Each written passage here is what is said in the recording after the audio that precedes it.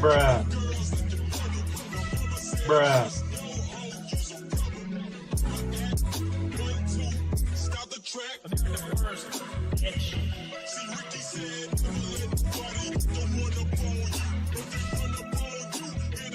Okay,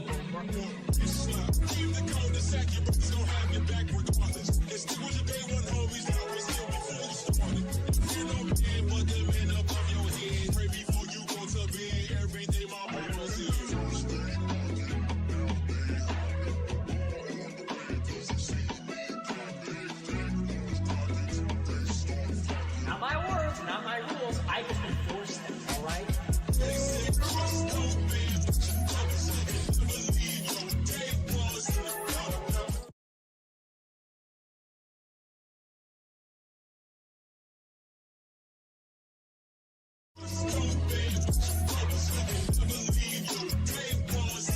Last out of the sky, everyone swarming on everybody who dared to oppose.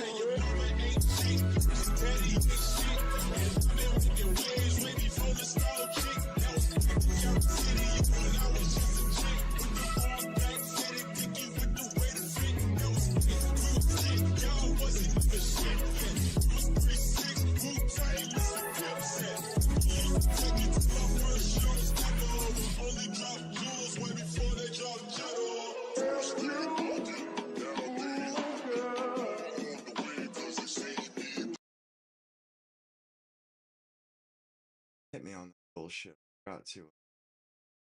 Forgot to mute the fucking mute rumble. Of course. I'll just have to trim the beginning of the video off.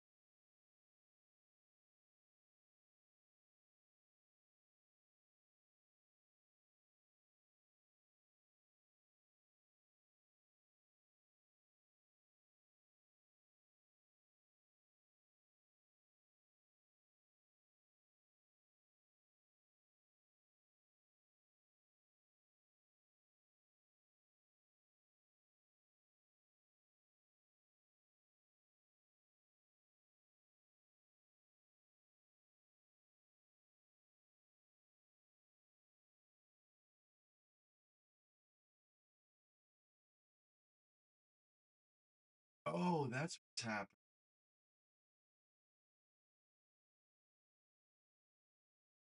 Doesn't it make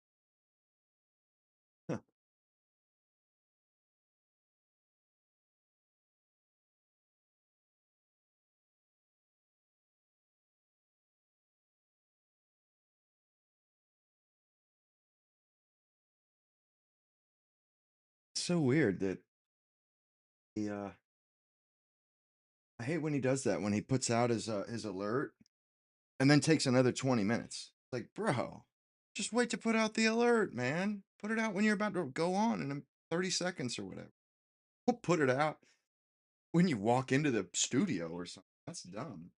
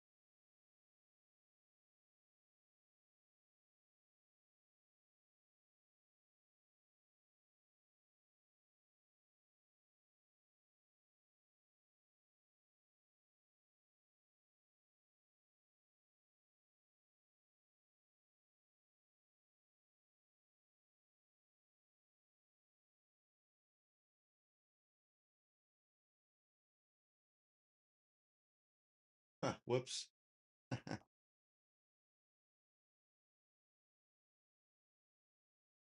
I think it's about to start now.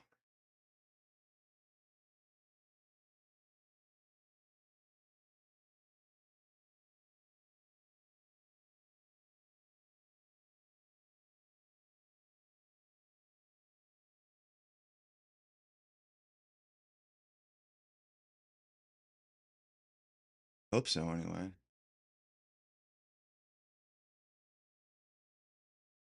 Yeah, it looks like it. I think he just started the episode countdown. They have like a minute long montage.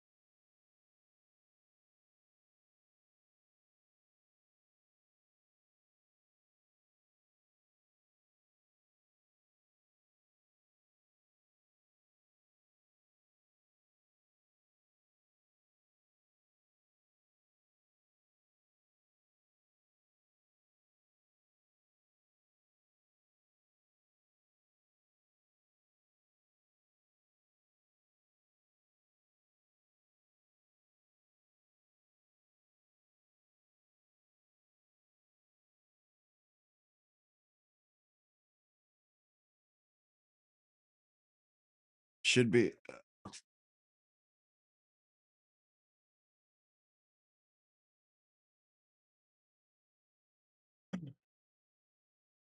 soon as his stupid music quits playing, I'll pick it off. The sound, anyway.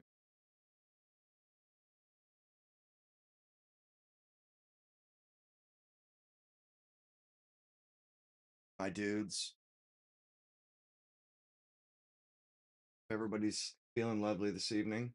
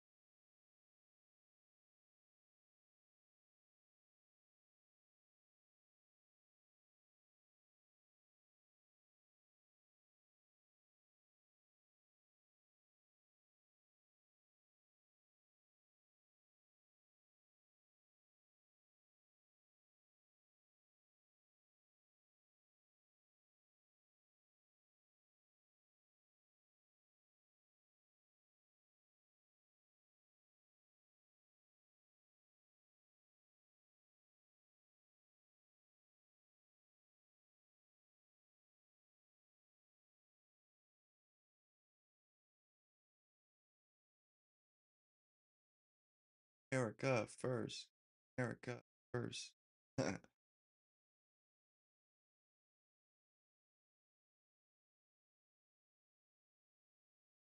brainwashed out. I think, yeah, he definitely just started his countdown. Positive, that one.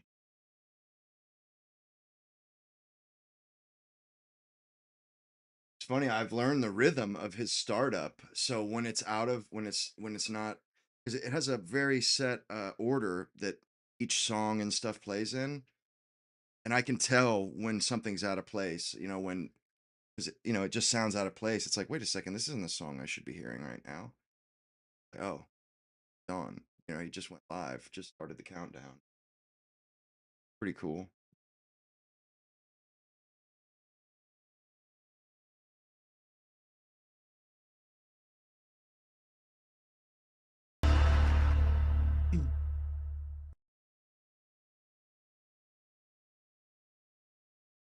Starting, gentlemen.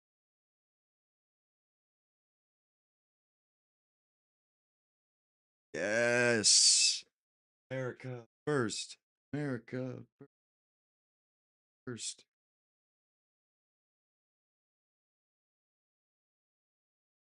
That's was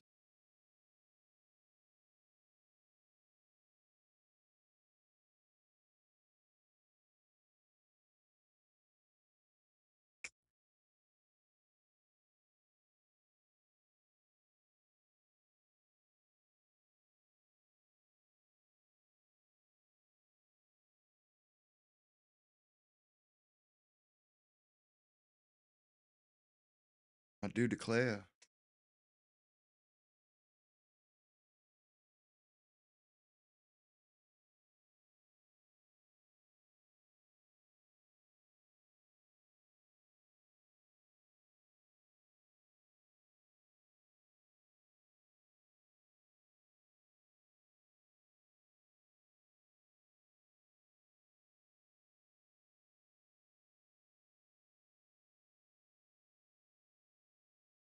First.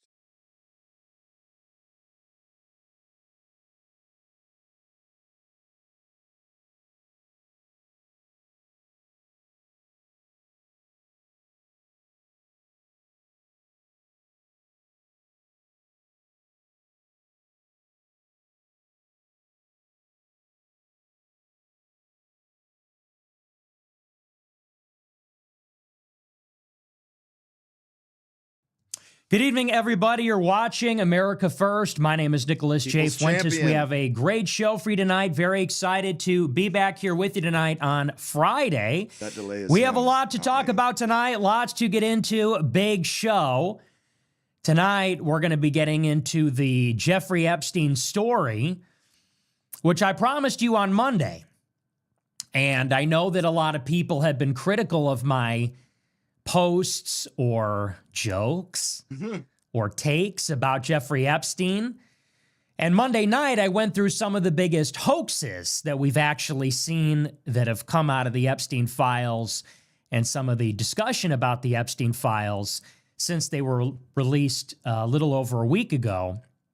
And I said, though, on Monday that I wanted to spend some time and actually map out what is really going on with Jeffrey Epstein. There's been a lot of fake stuff. There's been a lot of forgeries, things that are embellished and then passed off as fact, things that are just not true. I said on Monday, critically, that this has created two different versions of Jeffrey Epstein. This has created two different versions of Jeffrey Epstein. In the consciousness of the public. In the mind and the consciousness of the public. There is the Jeffrey Epstein of the conspiracy theorist. There is the Jeffrey Epstein of conspiracy theorist, to be a pejorative, which I now consider to be a pejorative. He is some kind of occultist, a true pedophile, trafficking children, not only for sex, but for cannibalism, for science experiments, time travel, psychic abilities, things of that nature.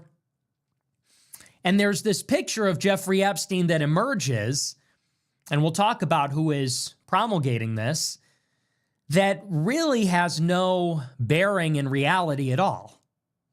The things that are said about him don't even sound real, and they're not supported by the facts. And I think there's a reason for this. I think the purpose, if there is one, if there's any intentionality behind it, in creating the myth of Jeffrey Epstein, is to either dilute or divert attention from or overshadow the real Jeffrey Epstein. There is something about And so him on that is Monday, we mythical, broke too. down some of the forgeries. We broke down some of the hoaxes surrounding Epstein, especially that have come out of the files. Tonight, I want to talk about the real Jeffrey Epstein and maybe what that myth is trying to cover up. The myth serves to distract from and dilute the real essence and nature of Jeffrey Epstein, which I think can be summarized Real. that he is a Jewish fixer. Epstein is a Jewish fixer operating at the highest level, the elite strata, in business, finance, the level of government, high society. He moves through the Jewish elite internationally, solving problems, moving money, dispensing favors, and represents a true operative, maybe not even of the Israeli state, but actually of Jewish society, of world Jewry, Financiers. transnationally. So I'll tell you exactly what I mean by that. We're going to break it down. Tonight, we're going to talk about some of what has been exposed in the emails, things that have been totally overlooked, and things that are not being talked about at all. We'll talk about some of the newer revelations that shine some light on who Epstein really was and how he got to his position and the kinds of things that he got up to and who he was involved with. So that's going to be our main story tonight. We're going to talk all about that. Like I said, we'll break it down. It's going to be a great show. And I think this is a very necessary contribution to the discourse on Epstein because, again, I'm just not seeing anybody talk about this. And it's sort of strange because at the same time that this is the number one story in the country, number one story in the world, and even the subject of conspiracy theories, posts about this are going super viral on TikTok and Instagram, nobody seems to be getting it. And the one word that you're just not hearing in connection with him is Jewish. Yeah, I've noticed that. And even though suffice he to used say, it everything constantly. about Jeffrey Epstein is Jewish. Even the way he talks. We're hearing everything. about pedophile, Satanism, Baal. We're hearing about cannibalism, all these kinds of things. And don't get me wrong, there can be overlap. Two things can be true at once. But the defining aspect of Epstein, and in particular the network which created and sustained him, is its organizing principle. And that was Jewish identity all the way. Absolutely. So it's going to be a good show. I think it's very important. Yeah. Before we get into it, I want to remind you to smash the follow button on Rumble, smash the like button, leave a comment, let me know what you think about the show. Remember to check out our merch store. Get your Epstein quarter zip. You know, it's not really an Epstein quarter zip. I've seen he had white because it says like USA. That. Epstein did. It does not actually have any reference to Epstein other than maybe resembling a shirt that he wore. But there's a it white says one USA, too. American flag on the side. Get it at Fuentes.store. This is the third week I've worn this. I was getting dressed for the show and I said to myself, what am I going to wear? And I open up my closet and I'm moving my shirts around on the hangers, and then there it was. And I kind of looked at it and I said, Epstein quarter zip again? Yep. I was like, Epstein quarter zip a third time? Yep. Yeah. And I think I will. I don't know if I'm going to wear it next week. Epstein number 3, down the hatch. Epstein quarter zip, third week in a row. Batter up. Let's do it.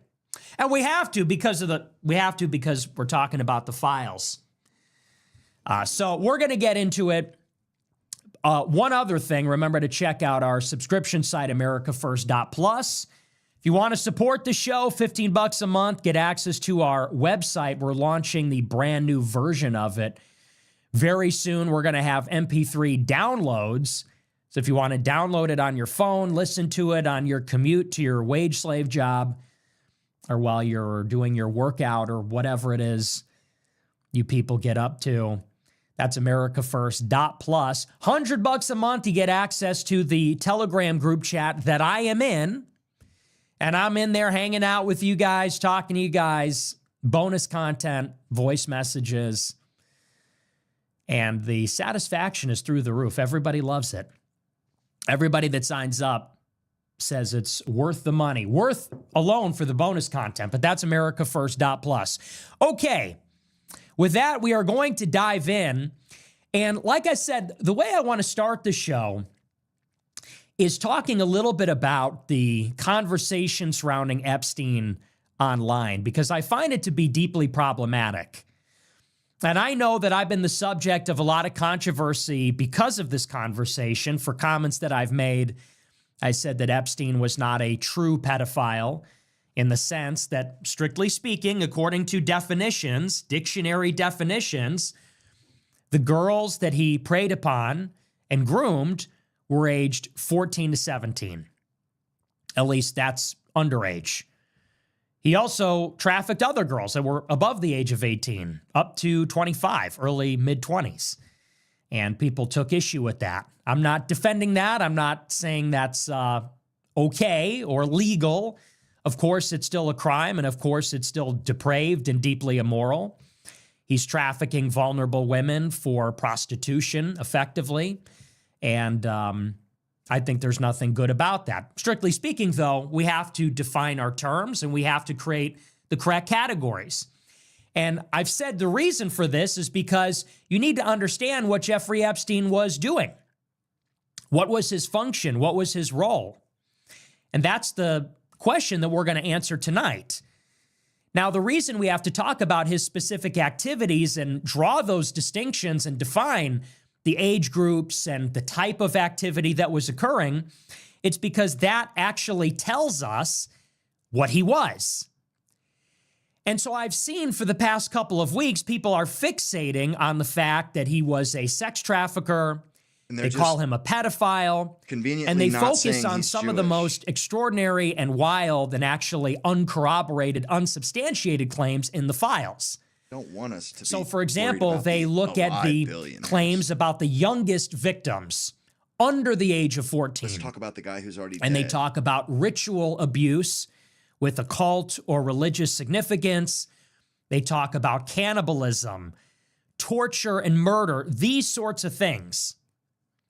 That's like the worst. Now, the things question you can concerning talk what about. Jeffrey Epstein is involves the types of activities he engaged in.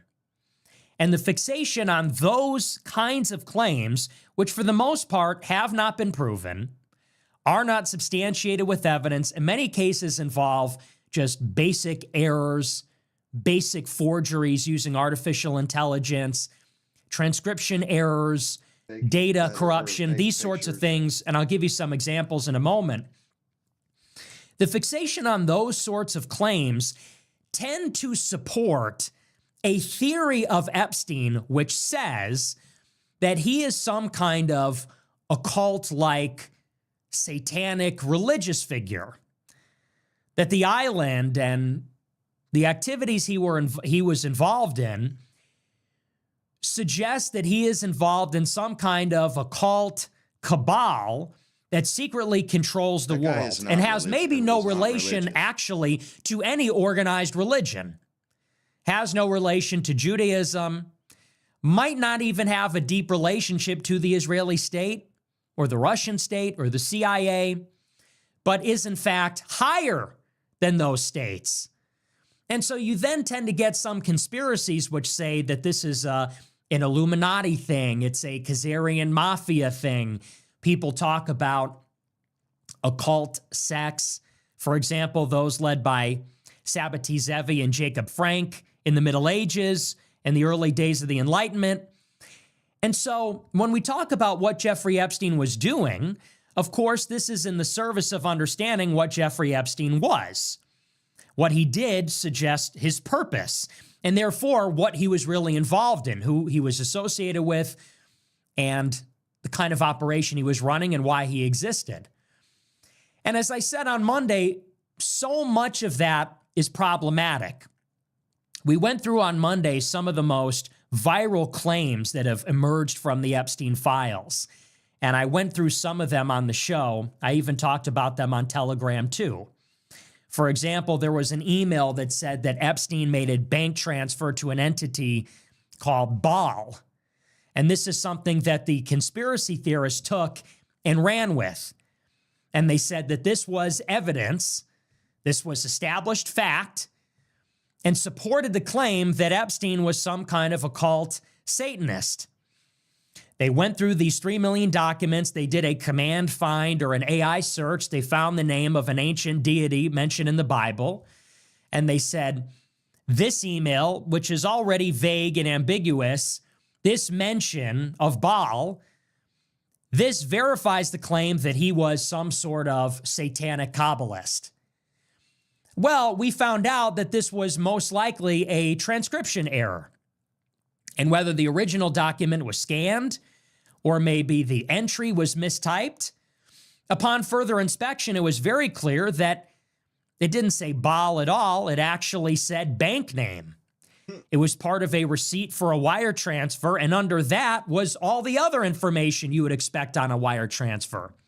Routing number, bank account number, all of the different things that you would see on that sort of receipt. And it would actually make a lot more sense that the entry said bank name rather than Baal. That's one of those that got millions and millions of views, hundreds of thousands of likes, retweets, engagements.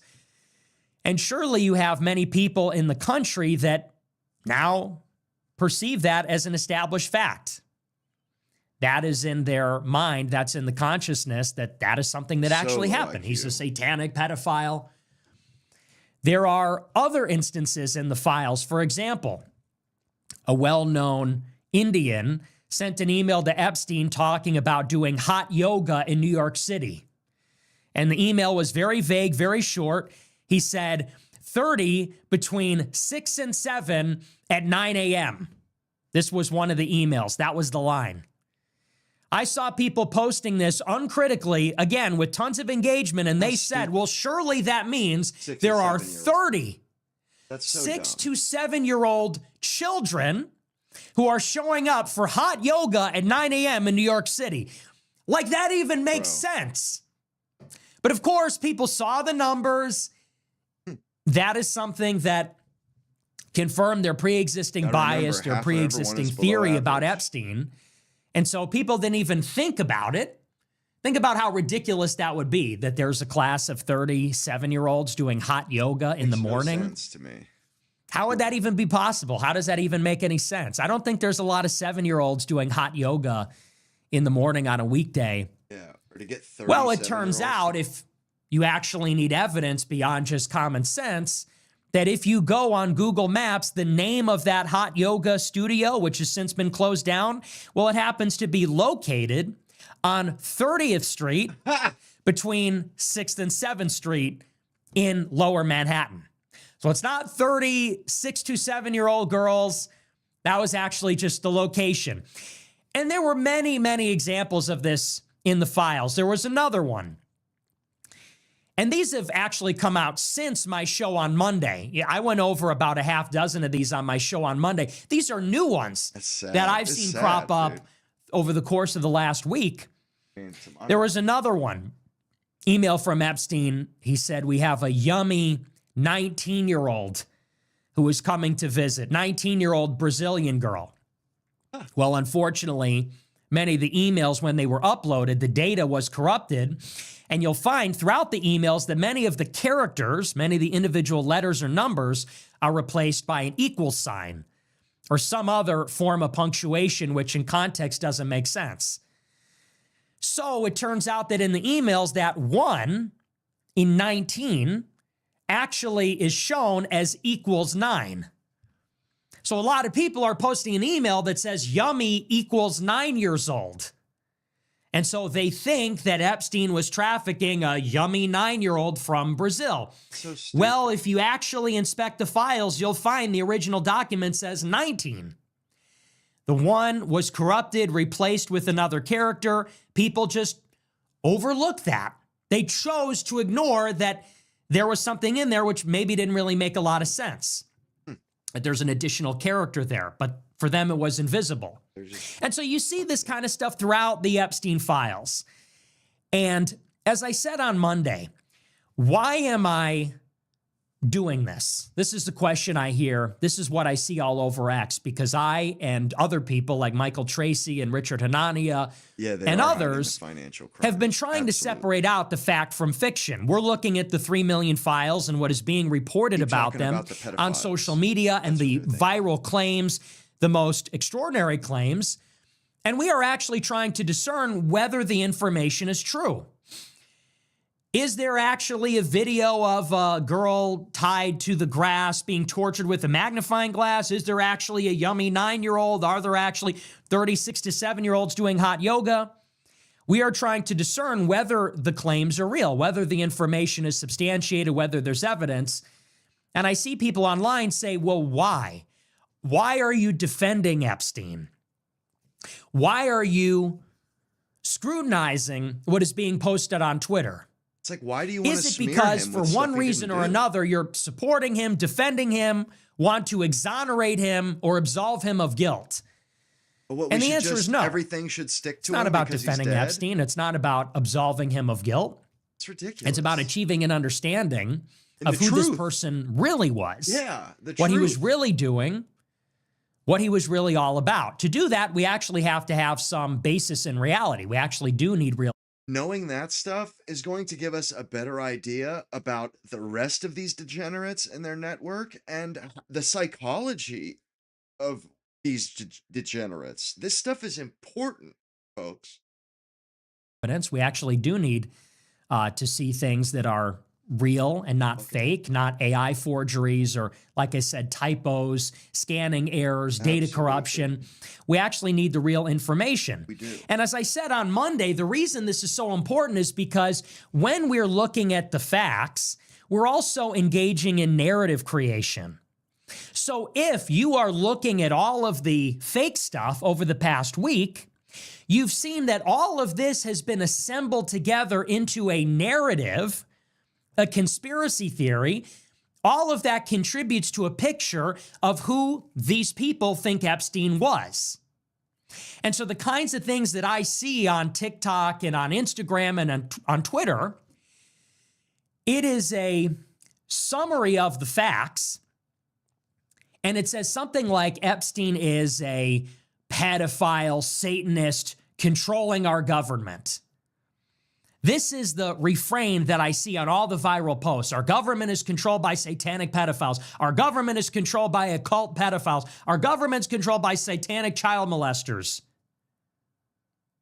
And you can see how this information, you can see how the most extraordinary claims, like, for example, FBI tips that George W. Bush cut a girl open and ate her intestines and the fecal matter contained in her intestines. You can see how those types of things, which are not corroborated, which don't even make sense, other things which have been debunked, are being pooled together. Why am I thinking about And without being fact-checked, without being scrutinized, they're assembled together and creating a narrative, which then goes out into the zeitgeist. And now you have basically this consensus opinion forming in society that what Epstein is, when we think Epstein, what he is a satanic pedophile running the government. Our government's run by satanic pedophiles. And they're dumb. And this is what I call the Epstein myth. This is the hoax. It is mythos. And it is a hoax. As we laid out on my show on Monday, which is called the Epstein hoax, 100%. so much of the data points in that myth are just not true. They're either not substantiated, not corroborated, or to the extent that there are bits and pieces that have been put together, upon closer investigation, they turn out not to be real at all. Why is this problematic? Because when we look at the evidence and we actually scrutinize what is occurring here, we find there's a very different picture of Epstein. We find the real Jeffrey Epstein. And the real Jeffrey Epstein is quite different than the myth of Jeffrey Epstein. And the real Jeffrey Epstein, I don't think, is a satanic pedophile that runs the government. The real Jeffrey Epstein is a Jewish fixer. That's the real Epstein. That is his essence. Yes, that is what defines him. That is the pedophilia. milieu that created him. That is This guy is behind so much corruption in our governments, so much. And who knows about what would not have taken place, or what, what uh, uh, was he doing, or how much was he affecting the world? We actually don't know that. I mean, I think it was a lot because he had all these deals, but we don't actually know how bad or good. We don't know what his effect on global politics and economics was, the which is higher scary. society that empowered him with money and connected him to powerful people. And ultimately, those are the interests that he served. And once you create this dichotomy, once you create this dialectic between the Epstein myth and the Epstein reality, you start to see that maybe the former is actually a kind of a limited hangout, which is to say that there are selected facts or stories or data points that are introduced to the public, the most salacious, the most sensational, the most outrageous, and they are literally curated for public consumption as a form of a giant diversion, as a form of a giant red herring. With if the public is so fixated on things which are debunked, not real, red herring, but also things that are maybe extremely sensational, they get caught up in a completely different narrative, a completely different vision and version of who Epstein was.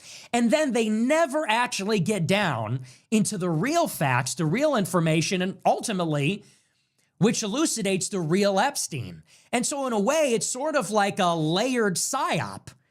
You have this figure who is in the center, regardless of what you think about what he did and what he is, it is inarguable that he is at the center of higher society.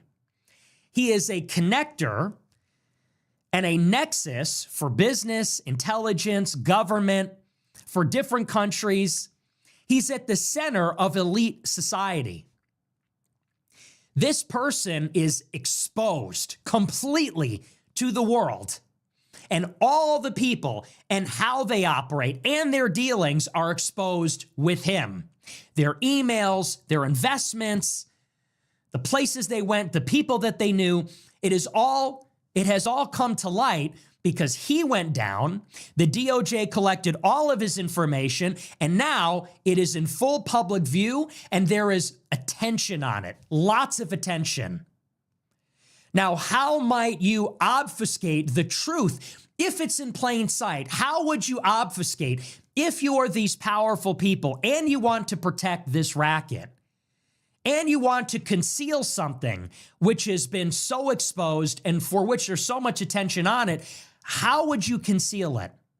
Well, you would probably obfuscate it.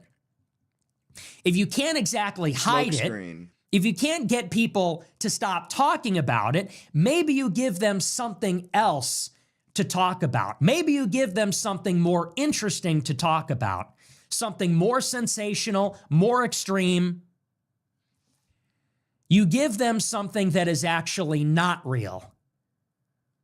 You don't have to get them to forget about Epstein. You just need them to not really understand what Epstein was doing. This is why it is so important to separate the facts from the fiction. So like I said, Monday we went through who Jeffrey Epstein is not, and we looked at fake images created by AI. Like I said, we went through some of these emails, many of them certainly eyebrow-raising and concerning, but ambiguous. Some of them completely fake, again, containing errors. Some of them are forgeries. Some of them are just misunderstood. People didn't do the due diligence. Tonight, I want to go into the real Epstein. And like I said, I'm going to paint a picture for you based on the real evidence inside the emails and the real data, which supports the claim, supports the vision of a Jeffrey Epstein who serves a very particular function, which is called a fixer. I don't think that Epstein is somebody who was engaged in magic rituals. I don't think he was somebody that was a religious Satanist. No, he wasn't religious. I don't even think, strictly speaking, he was a pedophile. I think he was a pervert. And I think he liked younger girls and probably a sex addict. Because a And pedophile is somebody who does not want women who have gone through puberty. All these women had gone through puberty. Now, that's not to say what he's doing was right. It was wrong. But when you say pedophile, you mean a child, somebody that is prepubescent. eclectic tastes, interest in sadomasochism, interest in pornography and things like that. And I think that what Epstein did for his clients is solve problems. Solving problems using his connections in government, in business, solving problems related to money, but also political problems. Also providing a service, which was that he did traffic women. And so for the rich and powerful, one of the ways that he would get connections to serve his clients was introducing them to women. Yeah, because a lot of those guys And the are women nerds were that wanna pay for it. younger, but I don't think they were prepubescent. And again, that speaks to what his real role was. The age of the women kind of gives you a clue about what he was actually up to. Were they the youngest women possible because he was just that evil, or were they women who were just young enough where they could be leveraged as blackmail material, young enough where they're attractive to an older man who might not be a total sicko, but just a regular old pervert? I think that tells us what his real function was. So first, I want to talk about this article from Israel Times. It's sort of interesting. One of the things that's said about Epstein is that he's like an Israeli spy. To the extent that people are talking about Epstein's connections in this world, people say that he worked for Mossad. And unfortunately, I think this is really the only word that people know about Israel is Mossad. But as a matter of fact, Israel, like any country, has different factions. They have different intelligence agencies. They have different political parties. They have a right and a left. They have Israeli military intelligence. They have Shin Bet. They have Mossad. What I hear all day long about Epstein is he's Mossad, he works for Mossad. And it's interesting that since these files have been released by the DOJ last week, the Prime Minister of Israel actually came out and addressed the allegations head on. And Netanyahu said on Twitter yesterday that Epstein did not work for the state of Israel. But it's interesting what he said in particular in denying the claim. So there's all these allegations that Epstein is a Jewish spy, works for Mossad, works for Israel. The Prime Minister of Israel weighs in and says that's not true. Epstein never worked for Israel. He said the reason why is because Epstein's connections were to Netanyahu's political rival, Ehud Barak. I see. So for those that don't know, Netanyahu is on the political right. Yeah, I would have used him, but he was a Democrat. Netanyahu is a lifelong member of the Likud party, which is a far-right party. That says so much about Netanyahu. Like, he's lamenting the fact that the guy was a lefty. Wow. In Israel. And they've been in power virtually the entire time for the last 50 years, with some exceptions. And so Netanyahu, in order to throw off these allegations that Epstein was in any way involved with him or with Israel in general, he says, well, that's impossible because Epstein worked with my political opposition, Ehud Barak, who comes from the left. And Netanyahu says Ehud Barak, being of the left, is fundamentally opposed to Israel's national interest. This is what Netanyahu had to say. This is from the Times of Israel. It says, quote, Prime Minister Benjamin Netanyahu said Friday that the, quote, unusual close relationship between former Prime Minister Ehud Barak and Jeffrey Epstein proves the latter was not an Israeli agent. Netanyahu wrote, quote, Jeffrey Epstein's unusual close relationship with Ehud Barak does not suggest Epstein worked for Israel. Actually, it proves the opposite. Proves my ass. He writes, stuck on his election loss from over 2 decades ago, Barak has for years obsessively attempted to undermine Israeli democracy by working with the anti-Zionist radical left in failed attempts to overthrow the elected Israeli government. Barak's personal fixation led him to engage in activities publicly and behind the scenes to undermine the government of Israel, including fueling mass protests movements, fomenting unrest, and feeding false media narratives. The U.S. Justice Department's release of millions of internal documents even the related Jays to worry Epstein about last week revealed and Jays confirmed his subverting their ties election. to many prominent people in politics, finance, academia, and business, including Barack, who succeeded Netanyahu as prime minister from Nobody's 1999 to 2001, and then served as Netanyahu's defense minister from 2009 to 2013. There is no evidence of wrongdoing by Barack, a former IDF chief who was Netanyahu's commanding officer in the elite Matkal unit. However, after a previous Justice Department release of Epstein files showed the financier claiming to have advised Barack's 2019 election campaign, Netanyahu in November shared an article from an anti-Israel socialist outlet which suggested, based on Epstein's ties to Barack, that the sex offender had once worked for Israeli intelligence. So this is sort of interesting. Netanyahu gets up and says, there is no proof that Epstein worked for Israel or worked for Mossad. Why? Because Epstein's connection to Israel was a left-wing politician named Ehud Barak. But He says, and for that reason, and reason being rather, he said Ehud Barak, being of the political left, stands in opposition against a right-wing government. Ehud Barak is working with the Israeli left to protest the right-wing Israeli government with mass protests and influence campaigns in media. So this would sort of be like if Donald Trump said Epstein could never be in the CIA because he's associated with Bill Clinton, who is anti-American. It would sort of like be the same thing as saying that. Yeah. Epstein could never be a CIA agent. He could never be an American asset. Only Democrat. Because his only connection to the government was former Democrat President Bill Clinton. Yeah, what does that And mean? how does that make sense? Well, even though Bill Clinton was the former president, he's an anti-American, radical left-wing guy. He wants America to be destroyed. It doesn't really make any sense. Don't make no sense at Ehud all. Barak was a former prime minister of Israel and served in Netanyahu's government as the defense minister. Epstein's connection to the Israeli government is Ehud Barak. We'll go through some of their connections in a moment. He worked for Netanyahu, was the head of the country, and maybe more importantly than all of that, Ehud Barak was the former head of Israeli military intelligence. Ehud Barak served in the IDF, the Israeli Defense Forces, and rose through the ranks inside the Israeli intelligence community and eventually became its head at the end of the last century in the 80s and 90s. What's notable about this is that ever since Ehud Barak left politics in the early 2000s, which he did for about a decade, he then became a salesperson for Israeli intelligence companies. He worked with Unit 8200, which is Israeli intelligence, one of their elite units, to infiltrate Silicon Valley. And Unit 8200 Israeli intelligence operatives were sent out in the first 2 decades of the 21st century into the United States, specifically into California. And they were told to create internet startups, tech startups, so that they could slowly infiltrate the defense technology sector.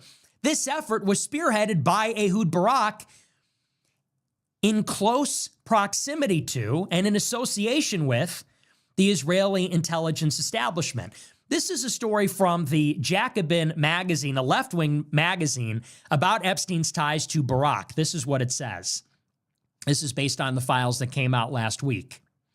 It says, quote, Jacobin looked at more than 1,000 documents from the latest trove and identified more than 60 instances between September 2010 and March 2019 in which Barak and Epstein arranged to meet face-to-face, usually in New York, but other times in Florida, Boston, Paris, or even Epstein's infamous private island, Little St. James. Wow.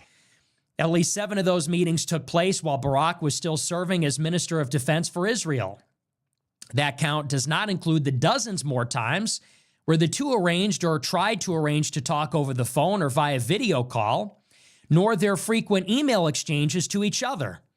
It also does not necessarily include the more than 24 times in that period that Barak stayed at one of Epstein's properties, typically the Upper East Side apartment building on 301 East 66th Street, which he owned and which his staff referred to internally as simply 301.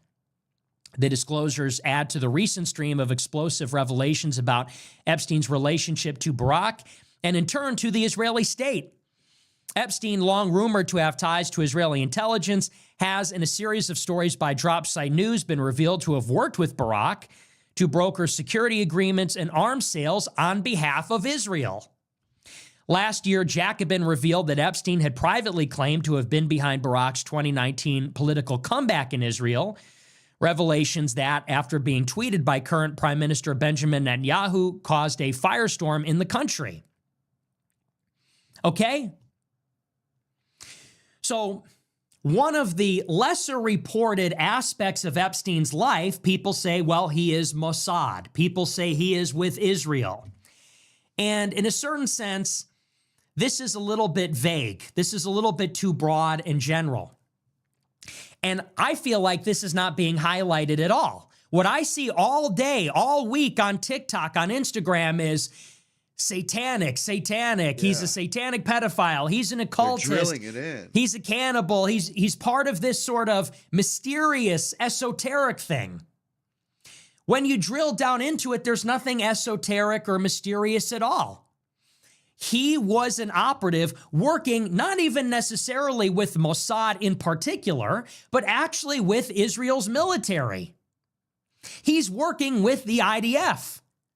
This is according to a left-wing paper, which is probably sympathetic to Israel's Labor Party. Right. It says there are no fewer than 60 instances when they met face-to-face in a 10-year period. Epstein and the former prime minister of Israel, and then even at times when that former prime minister, Ehud Barak, was serving as the defense minister. And like I said, this guy in particular, earlier in his career, was the head of Israeli military intelligence. They together are working alongside each other on arms contracts, surveillance contracts, intelligence contracts to foreign governments all over the world and to Silicon Valley. They're working together on deals with Palantir, deals with Carbine. They're working together on deals in West Africa, all over the world. And so there's not actually a lot of ambiguity about any of this. No spelling errors, typos, anything like that. This is actually the bulk of the emails. This is the substance of what's actually there. Epstein is working hand in glove with the Israeli state and in particular with the Israeli military. But here's a bigger question. So this is raised in the Times of Israel. Netanyahu tweets about it. He's trying to defend the government of Israel from its connections to Jeffrey Epstein. One other thing that I want to point out about this, because this is actually an important little aside. People have no scruples. Whenever you talk about the Jewish issue or the Israel issue, one of the big questions that you hear all the time is, what are we talking about really? When we talk about the Jews, Israel, Zionists, people like to say, is it all Jews? Or is it just the Zionists? It's a family, Is it the state of Israel, or is it just a faction within the state of Israel? This particular political party or this leader, the current leader and his specific policies for them as the current prime minister of Israel. And what a lot of people like to say in response to this question is that, well, Jews are not a monolith. And even within the state of Israel, there is so much ideological diversity. You hear this all the time.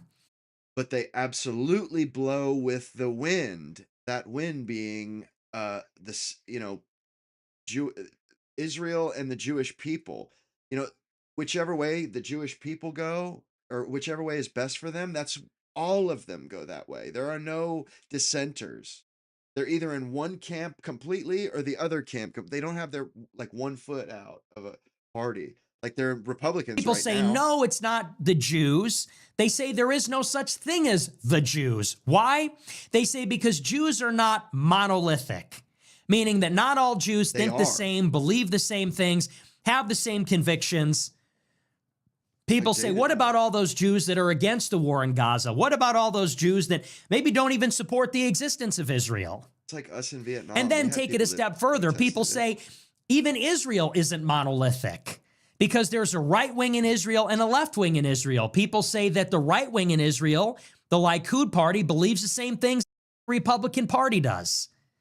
On the other side, people say, There's only one party when it comes to ethnicity for everybody. They're for their party.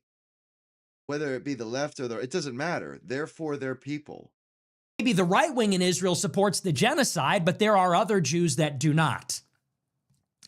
What is interesting about these revelations with Epstein is it reveals how they little those distinctions actually matter. Absolutely. So, for example, people like to say, well, for example, George Soros. George He's a Soros is a lefty. Jew, a billionaire. He's a huge supporter of the American far left, the European far left, mass migration, and he also supports the far left in Israel. And people like to use this as an example to say there's not all all this this way. diversity. There is no monolith. It is so heterogeneous. They say, and so the existence They're all of free a figure thinkers. like Soros and a figure like Netanyahu, that just goes to show that when we talk about this issue, it is not really based in reality to talk about the Jews as an entity, or even Israel for that matter as an entity. But what Epstein shows us, even though Epstein was working with the left-wing opponent of Netanyahu, it really doesn't matter. Epstein is working with Netanyahu's nemesis. He's working with Ehud Barak, who Netanyahu is fighting against in 2019, who Netanyahu is trying to associate with the Israeli far left in 2019, and yesterday in 2026. Netanyahu and even the Zionists in America, even the pro-Israel Jews in America that are in Trump world, they like to say, see, Epstein was not an agent of Israel. He was working with the Israeli left. He wasn't a that's supposed to mean Mossad something. spy. He wasn't working with the Israeli state or Netanyahu. He was that's working proof with Ehud positive. Barak.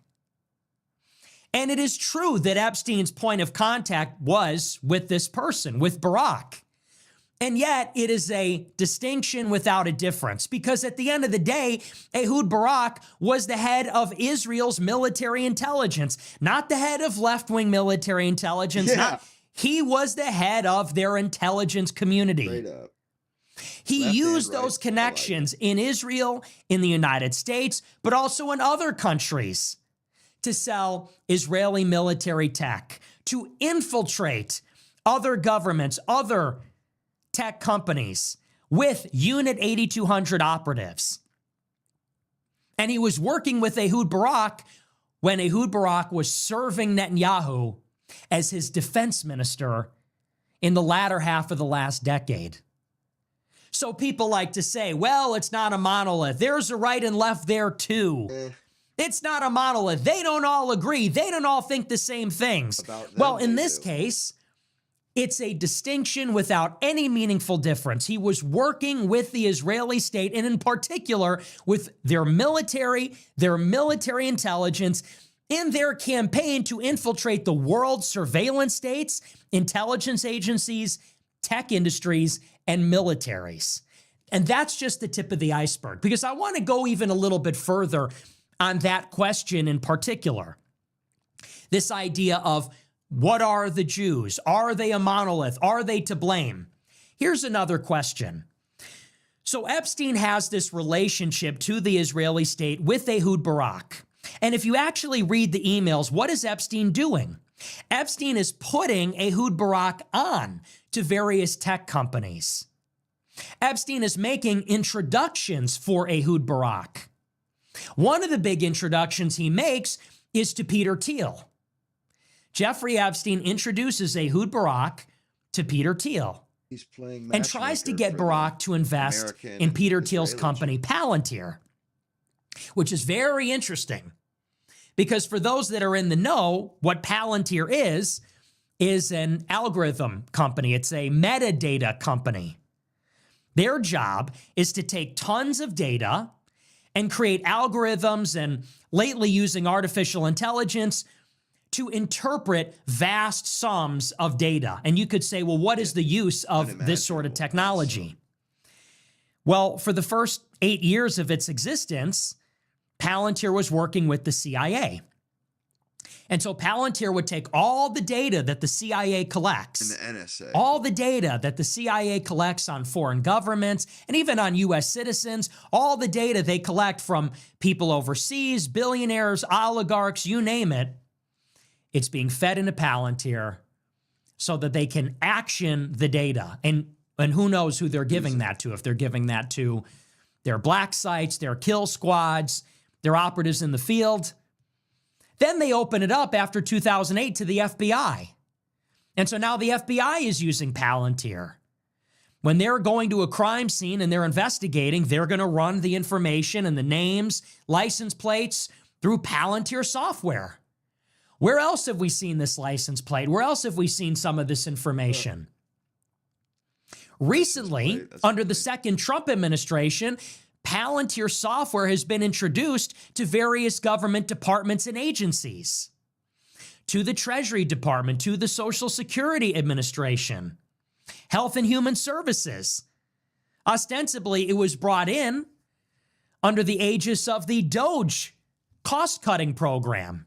In order to cut all the waste, fraud, and abuse, we need to take these vast amounts of data about federal expenditures and beneficiaries, and we need to be able to interpret that data. So who do we bring in? Well, we bring in the PayPal mafia. We bring in Palantir. And even though DOGE is over, the Palantir software remains. And so what was Epstein's role? He was introducing Ehud Barak to Peter Thiel. In other words, introducing the head of Israeli military intelligence, who is running the front, sending Israeli intelligence operatives into the United States, into Silicon Valley to infiltrate our defense tech sector.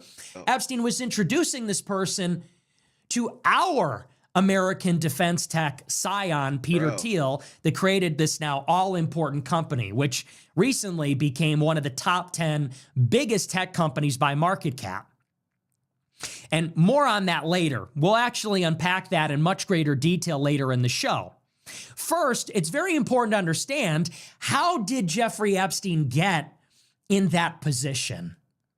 Where actually did his money come from? Because as always with these people that sort of appear on the scene and have large amounts of money or political clout or connections, you actually have to question how they arrived. You can't start in the middle of the story where Epstein has an island and a townhouse and is friends with everybody and a billionaire. You have to start at the beginning of the story. How did he get his billions? How did he come into possession of a private island? How did he meet all these people? And this answer is actually very simple. Epstein was enriched by two people.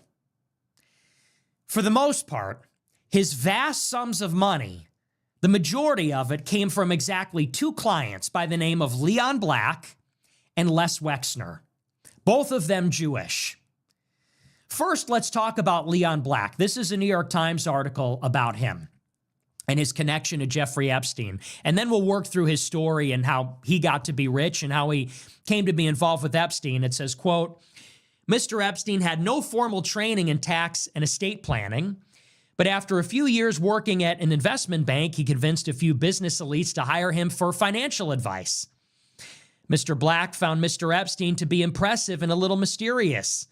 It wasn't just his ties to the ultra-wealthy. He also seemed to always be surrounded by beautiful women.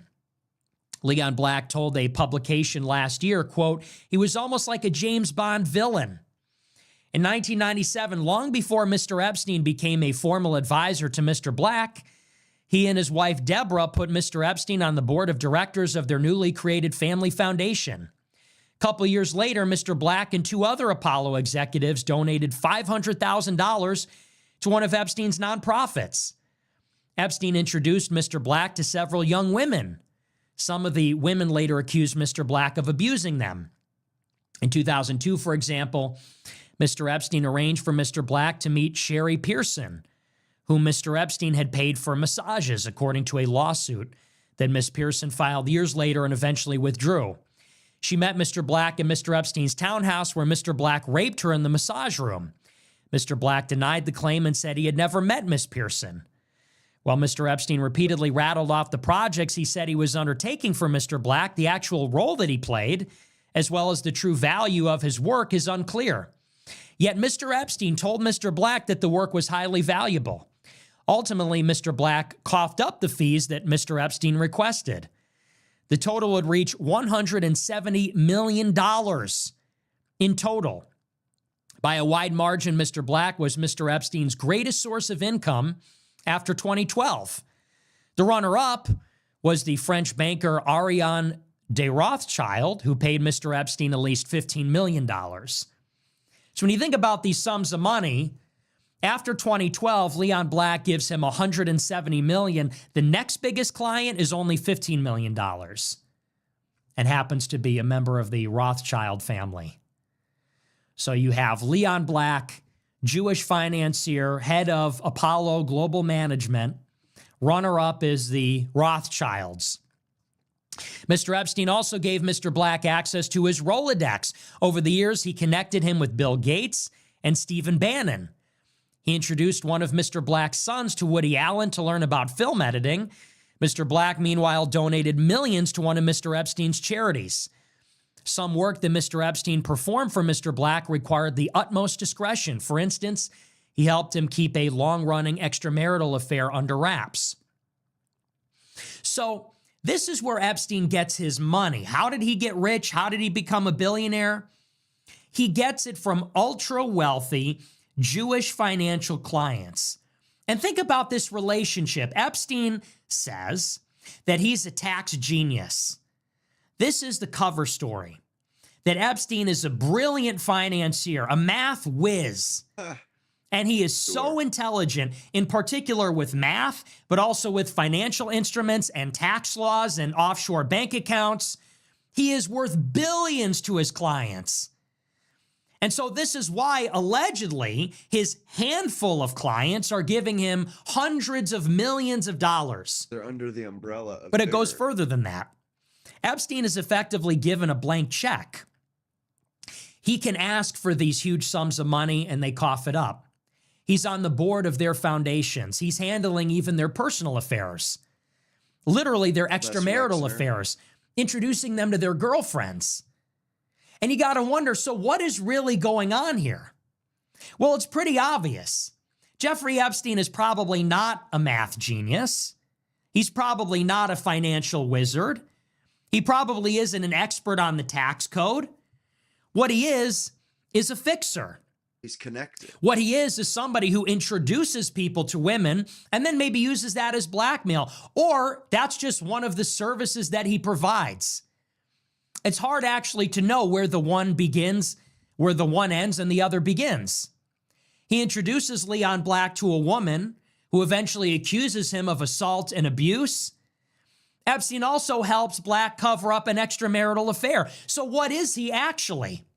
Is he somebody that's providing women to billionaires as one of his many services? Making introductions, making political problems go away, making tax problems go away, introducing people to the managers of offshore bank accounts. And maybe that is separate from or in the service of also blackmailing them too. If you know the financial crimes that a person is involved in, if you know the sexual crimes that a person is involved in, it also gives you leverage over that person. And unlike a traditional lawyer, you don't necessarily have that confidentiality understanding. If you go to a billionaire like Leon Black or Les Wexner, who we'll talk about in a moment, and you're trying to implement a tax avoidance scheme, you're working your connections with Israel, working your connections with people in the Caribbean, in the United Kingdom, in the Gulf. If you know, so to speak, where the financial bodies are buried, also you know a person's sexual crimes, it gives you considerable leverage, and you can ask for $150 million in payment, even if you're not even necessarily that good at your job or providing great services. Maybe Jeffrey Epstein is not offering $150 million in value for his tax advice, but it's $150 million in solving other kinds of problems that may even be of his own creation. I want to talk a little bit also, though, about Leon Black and his connections, just to give you an idea. So Leon Black's father is a man by the name of Eli Black. His real name is Elihu Blackowitz, spelled Blachowicz. Now, Leon Black, really? his son, is the head of Apollo Global Management. He's a huge financier. Apollo Management is a big private equity firm. If you were uninitiated, you would look at this guy and say, oh, Leon Black, that's kind of a cool name. You wouldn't even think anything of it, right? Well, the real name is Blackowitz. It's a Polish Jewish name. If you notice, they always change their name to try and fly under the radar. Father is named Elihu Blackowitz, immigrated to the U.S. from Poland. His father was the head of one of these corporate rating conglomerates. He took over the United Fruit Company, which was involved in the Caribbean in the 1970s. He committed suicide in 1975 because he tried to bribe the government of Honduras, and when it was found out, he knew he was going to jail. So he went to the top floor of the Pan Am building, threw his briefcase out the window, and then jumped and committed suicide. That's who these people are. That's the father of Leon Black, one of Jeffrey Epstein's, maybe his first or second biggest clients. Either his first or second biggest benefactor. His father is Eli Blackowitz, literally a criminal, a corporate criminal who is sort of involved in the exact same kinds of activities, tries to bribe the government of Honduras, gets found out, commits suicide. Who is Leon Black? Well, Leon Black got his start at Apollo Global Management, which is the 29th largest private equity firm right now. He formed Apollo Management in 1990 after he departed another financial firm, which was called Drexel, Burnham, and Lambert. That company collapsed when its founder, named Michael Milken, was charged for all kinds of violations with the SEC. Fraud, racketeering, insider trading, all kinds of problems. Michael Milken was also a Jew. So go figure. You have Leon Black's father is a Jew from Poland. He tries to bribe the government of Honduras. He commits suicide. Leon Black gets involved with Michael Milken, who's another criminal. They call him the junk bond king. And he's basically running a criminal financial enterprise. He's another Jew. He goes down. When that firm explodes, Leon Black starts a new firm, and using the clients from his pre-existing business with this Milken character, he gets $400 million in investments. He founds Apollo Global Management with another Jew named Mark Rowan. Now, what's interesting is that Mark Rowan is a huge supporter of the Trump administration. In the year 2020, the Trump administration pardoned Michael Milken, who had been in prison for the previous 30 years. So think about the layers to this. Leon Black, his father's a Jewish financial criminal. His mentor is a Jewish financial criminal.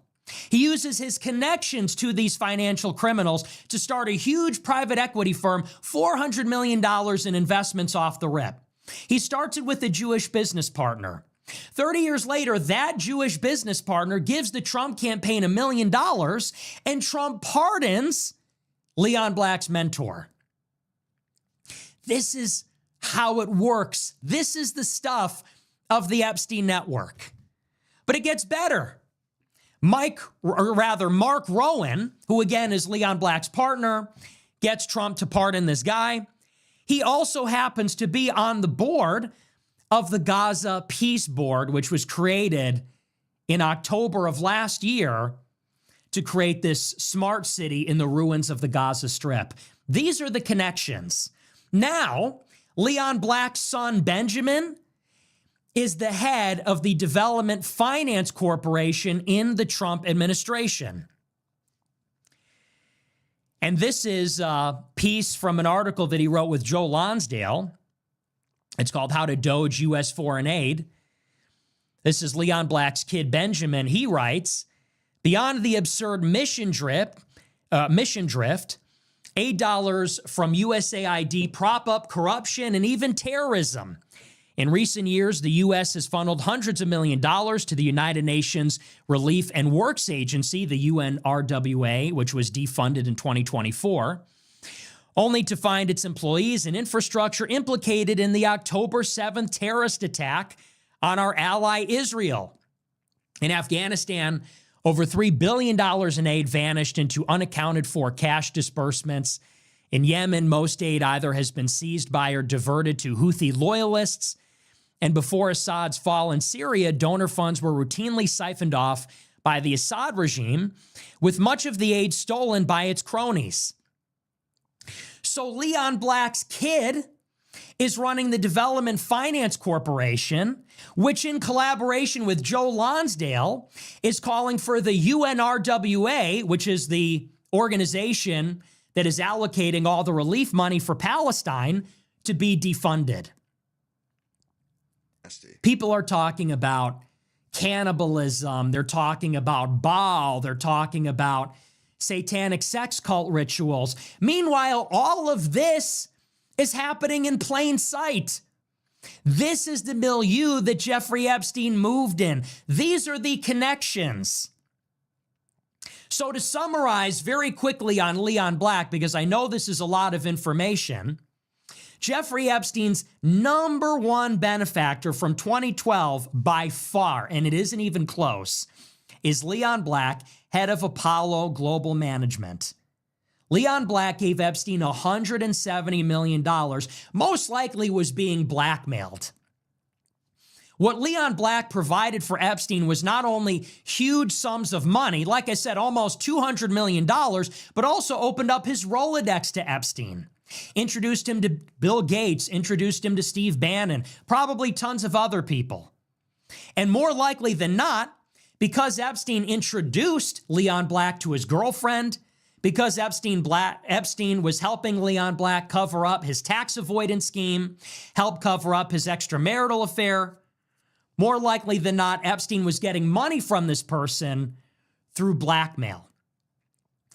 Leon Black is deeply entrenched in New York City, in the financial industry, and through his partner, Mark Rowan, and his son, Benjamin Black, inside the Trump administration.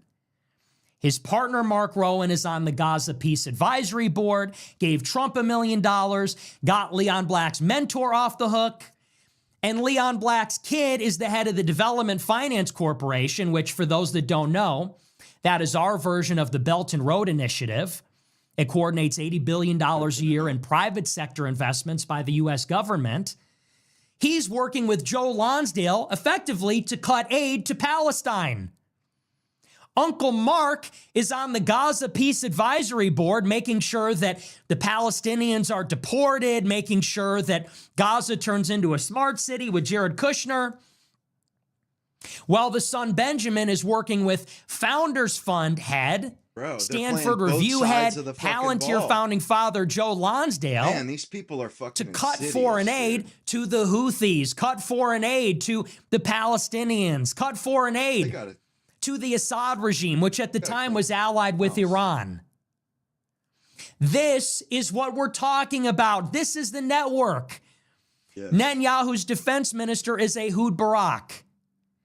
He has 60 meetings with Epstein in the 2010s while Epstein is getting money from Leon Black, while Leon Black's business partner is giving millions to Trump, while his son is sitting at the head of America's Belt and Road Initiative, controlling $80 billion in U.S.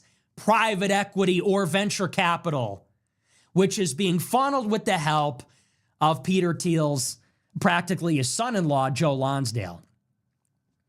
This is the real Jeffrey Epstein. But I mentioned before there's two main benefactors. Leon Black is only one of them. Les Wexner. The other big benefactor of Jeffrey Epstein is a man by the name of Les Wexner, who comes from Ohio. Yes. And we'll read through. This is a report about Les Wexner's connection to Jeffrey Epstein. Arguably, this one is even more extensive. It says, quote, in 1988, Epstein founded J. Epstein and Company, a consulting firm that provided money management services to individuals with a net worth of more than $1 billion. And His only major client. When his clients, they gave him power of attorney over their estates, which means he could literally just transfer all their money to himself and it would be legal. It wouldn't even be stealing. He is essentially acting as those people, you know, I mean, For some 20 that is years, so crooked was the sounding. billionaire retail Who signs magnate their power Leslie of H. attorney over to Wexner, another human when they're who not founded a dying or conglomerate that at various times owned retail companies including Victoria's Secret, Bath & Body Works, Abercrombie & Fitch, and Lane Bryant. Wexner also sold Epstein the luxurious Manhattan townhouse, which he used. Epstein had nearly limitless access to Wexner's wealth, serving as his power of attorney, and was able to buy, sell, and borrow in Wexner's name. Power of attorney, bam. The relationship with Wexner was important in another key way. The fact that the billionaire had hired Epstein to give him an imprimatur of respectability. Epstein's affiliation with Wexner opened doors for the relationships with the rich and powerful that Epstein would cultivate in the 1990s and early 21st century. Ultimately, Wexner and Epstein had a falling out, and Wexner has said that he fired Epstein in 2007. So, in the early 1990s, Les Wexner gave Epstein hundreds of millions of dollars, basically gave him access to his checkbook, put him at the head of the Wexner Foundation, gave him power of attorney, sold him the townhouse for $1, gave him a private jet. Like Leon Black, we have to ask the question, who is Les Wexner? Leon Black was this Jewish financial person who was connected to all sorts of criminals. Father was a criminal. Mentor was a criminal. Business partner is Jewish, connected to Trump. Son is Jewish, connected to Trump. Les Wexner offered maybe the other half of the money. Between Leon Black and Les Wexner, they probably contributed over $500 million, maybe upwards of $700 million to Jeffrey Epstein. And I wonder how much. Well, here's a little snippet from what you get for the $700 Wexner million. Foundation. I'm just going to read this to you. Zero introduction.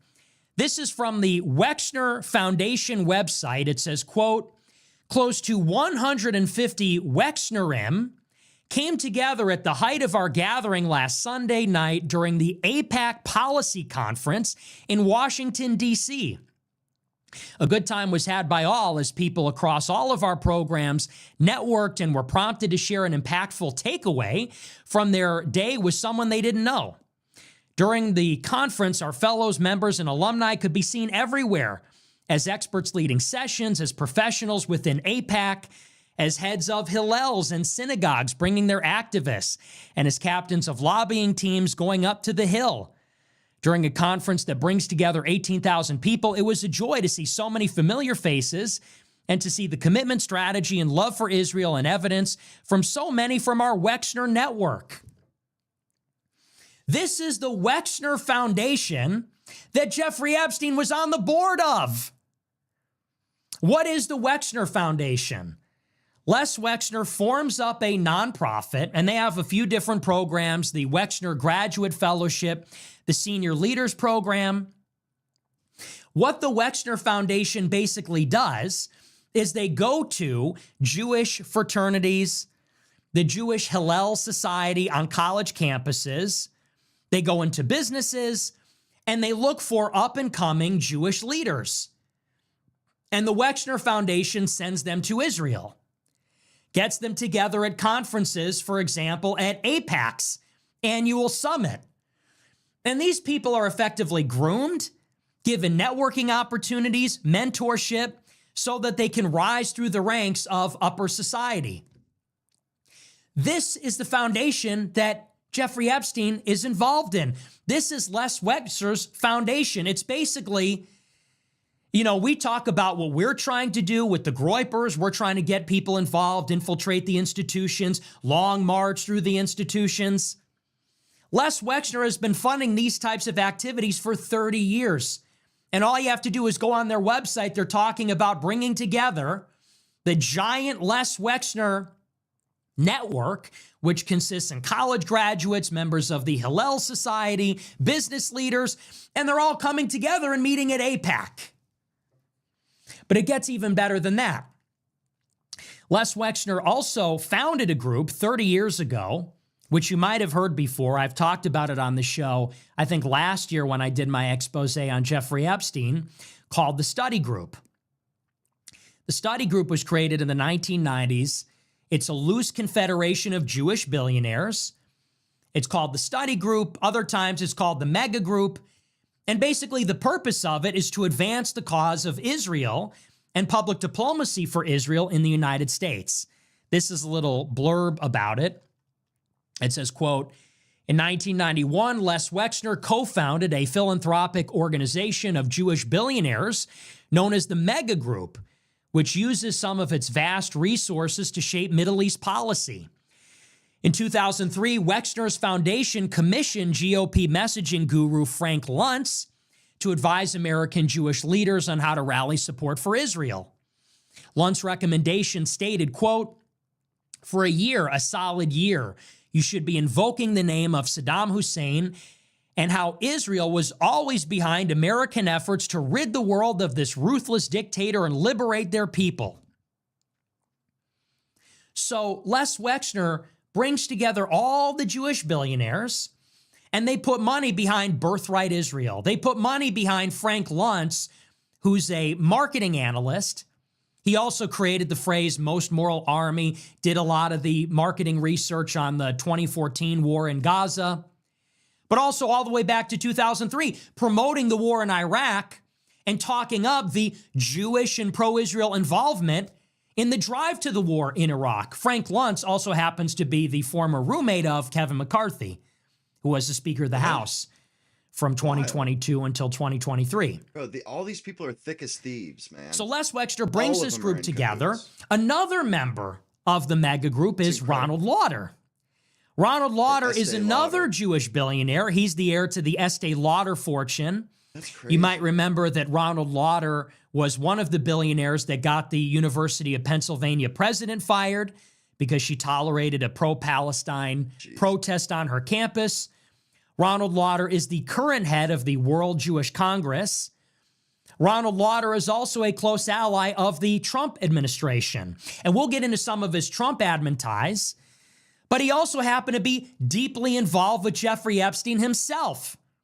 This is the latest article about him, about some of the revelations from the files that came out last week. It says, quote, Ronald Lauder, a powerful art collector who has patronized institutions such as the Museum of Modern Art, the Metropolitan Museum of Art, the Getty Trust, and the World Monuments Funds, appears more than 900 times in the set of Jeffrey Epstein-related files that were released by the DOJ at the end of January.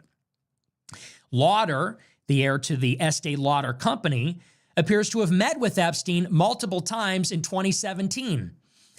While there is no direct communication between Lauder and Epstein, their respective assistants emailed frequently to discuss the arrangement of meals and phone calls for them. Epstein and Lauder were often looped into those email chains. How many times the two met, or even if they ended up meeting at all, remains unclear from the emails, which suggests that Lauder's schedule forced his assistant to frequently change their appointments. But Gmail calendar reminders for Epstein implied that the two did at least get some meetings on the books. What they discussed also remains unclear, with just one email offering a vague hint.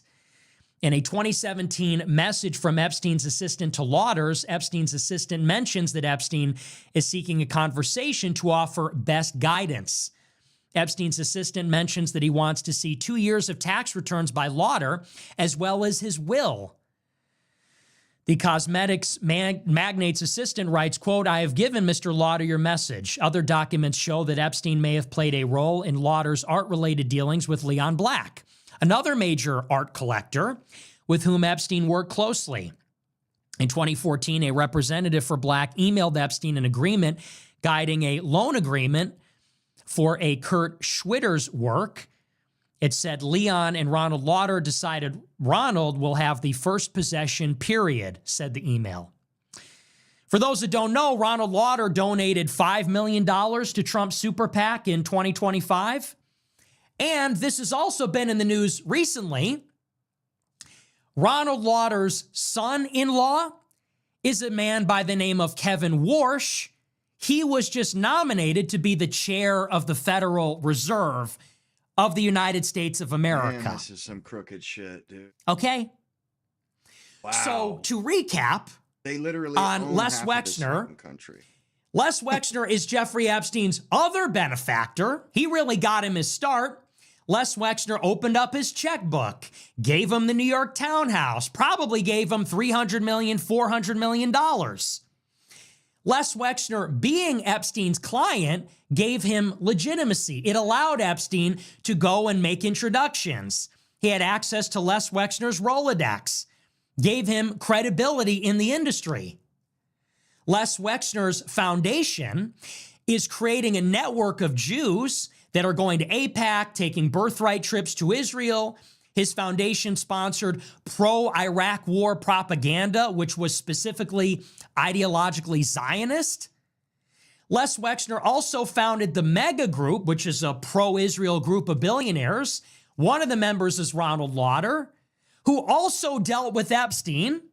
Lauder is the chair of the World Jewish Congress, gave $5 million to Trump's super PAC, and his son-in-law is Trump's nominee to be the chair of the Federal Reserve. Like, wow. This is where Epstein came from. This is how Epstein made his money. People say, how did Epstein get so rich? By Where did scratching- Epstein come people from? Scratching each other's backs. This is the real Epstein. Dude. Wow. Given hundreds of millions by Leon Black and Les Wexner. That's how he made all of his connections. And then, of course, leveraged these connections off of each other.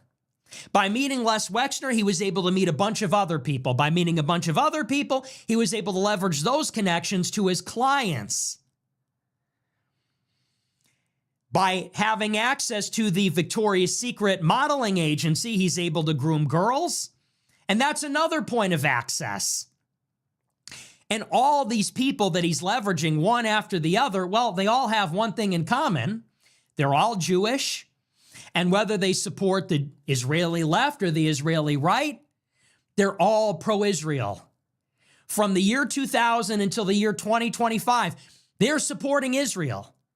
In 2003, the Wexner Foundation and the Mega Group are pushing the war in Iraq. But also, as late as 2025, Joe Lonsdale, the Jewish head of Peter Thiel's Founders Fund, and Ben Black, Leon Black's son, are writing an op-ed about how they're going to use Trump's Development Finance Corporation to take money away from USAID so it doesn't fall into the hands of the UNRWA, which is supporting Palestine and humanitarian relief in Yemen, because it falls into the hands of the Houthi rebels. Okay, that's the connection. Sickening. That's the big story. Sickening.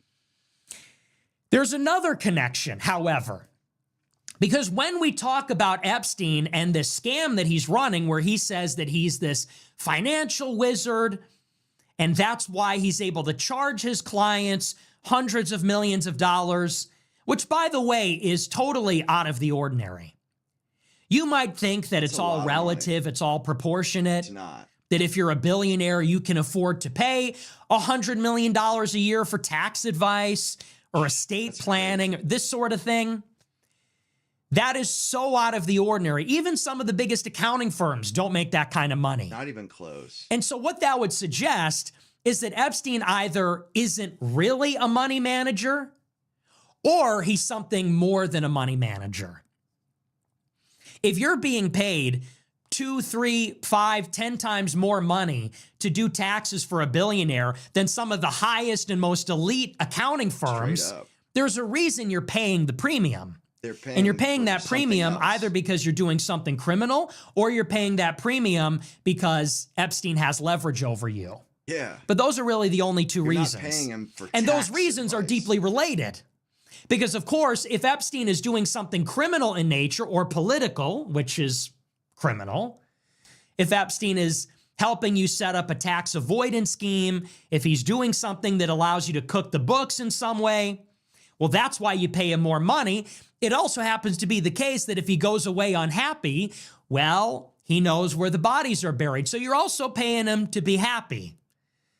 You're also paying him, as Leon Black did, even if you're frustrated with him, even if you think he's charging you too much, because he knows about all your business. But where did that myth that Epstein is a genius come from? Because it's actually interesting. You have this story that Epstein was able to get all this money because he's a charmer. He's a charismatic guy, But he's really not intelligent. charismatic And if he's such a at tax all. genius, if he's such a tax wizard, what would be the basis of that skill? Legitimate question. Fundamentally, what is the skill that makes you a finance wizard, a tax wizard? It's a mathematical ability. So where did this idea come from that he had this incredible mathematical ability? His intellect. Supposed Well, intellect. we can go back even further. Forget for a second about Leon Black and Les Wexner and Ronald Lauder, who all dealt with Epstein for the past 30 years. You can go back 50 years. Because where Epstein got his start was as a math and science teacher Harvard? at the Dalton Or School, no, a that's- very prestigious private school His teach at for the Harvard, I elites. And this is known, but there's a little lesser known fact about this. Jeffrey Epstein was hired at the Dalton School in the 1970s by a man named Donald Barr. Donald Barr, for those that don't know, is the father of Bill Barr. Oh, Bill wow. Barr was Trump's attorney general What the fuck? in his first term. And specifically, Bill Barr was the attorney general, the head of the Department of Justice in 2019 when Jeffrey Epstein killed himself. So that's how you might know that name. Bill Barr is the son of Donald Barr. Donald Barr was the headmaster of the Dalton School when Jeffrey Epstein was hired there as a math teacher. Well, did you know, not only was Donald Barr a member of the OSS, a precursor to the CIA, but he was also born Jewish?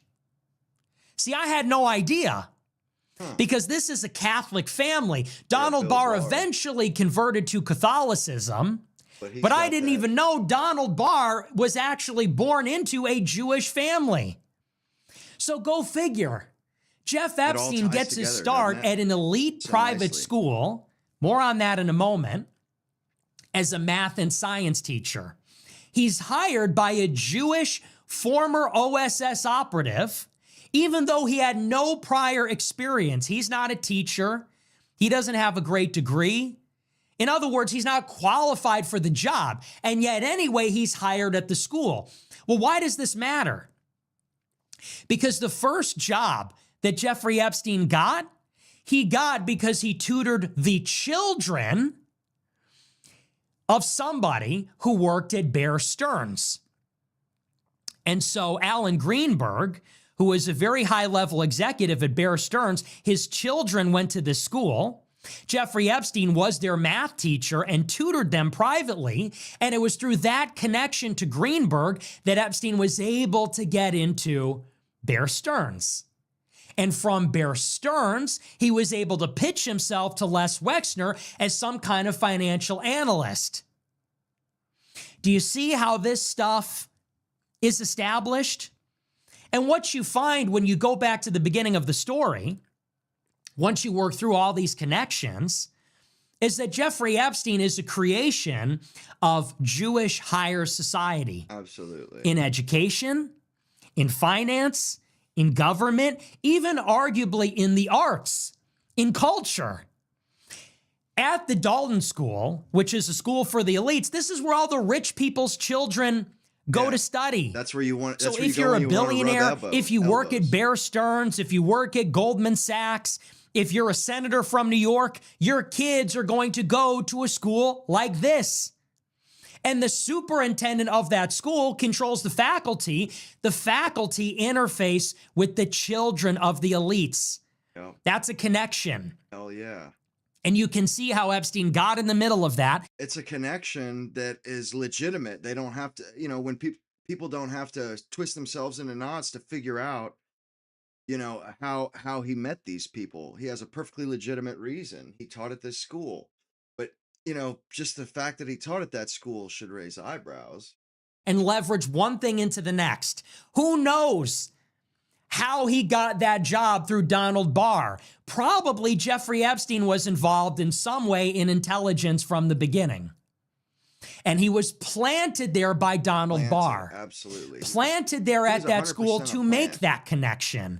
Hey, Greenberg, nice to meet you. Wow, you got some great kids here. Say, I'm Jeffrey Epstein. Who knows what happened there? Somehow he finds himself at Bear Stearns. The guy either had Now you're in. extraordinary good luck. Now or he's a he was financial planted. wizard, probably using help from his intelligence connections. Or who knows exactly what's going on there. But then he begins to pitch himself to clients. He starts his own firm. Now he's friends with Les Wexner. Oh, this is a great guy. Jeff Epstein's my best friend, such and such. And Les Wexner introduces him to all of his clients and furnishes him with a house and a plane and hundreds of millions of dollars and a position on a foundation. Now you're a financier. Now you're a socialite. Now you're at the table. Leverages that into a relationship with Leon Black and the rest of them. And now you're everywhere. Now you're doing arms deals and surveillance deals with Ehud Barak and Unit 8200. Now you're doing art deals with Ronald Lauder and Leon Black and the Metropolitan Museum of Art. Now you're doing deals with Peter Thiel. Now you're doing deals with film producers. Leon Black's kid, Ben, wants to learn how to make movies. He introduces him to Woody Allen because who are the film producers behind Woody Allen? Jewish Hollywood producers. It's all connected like this.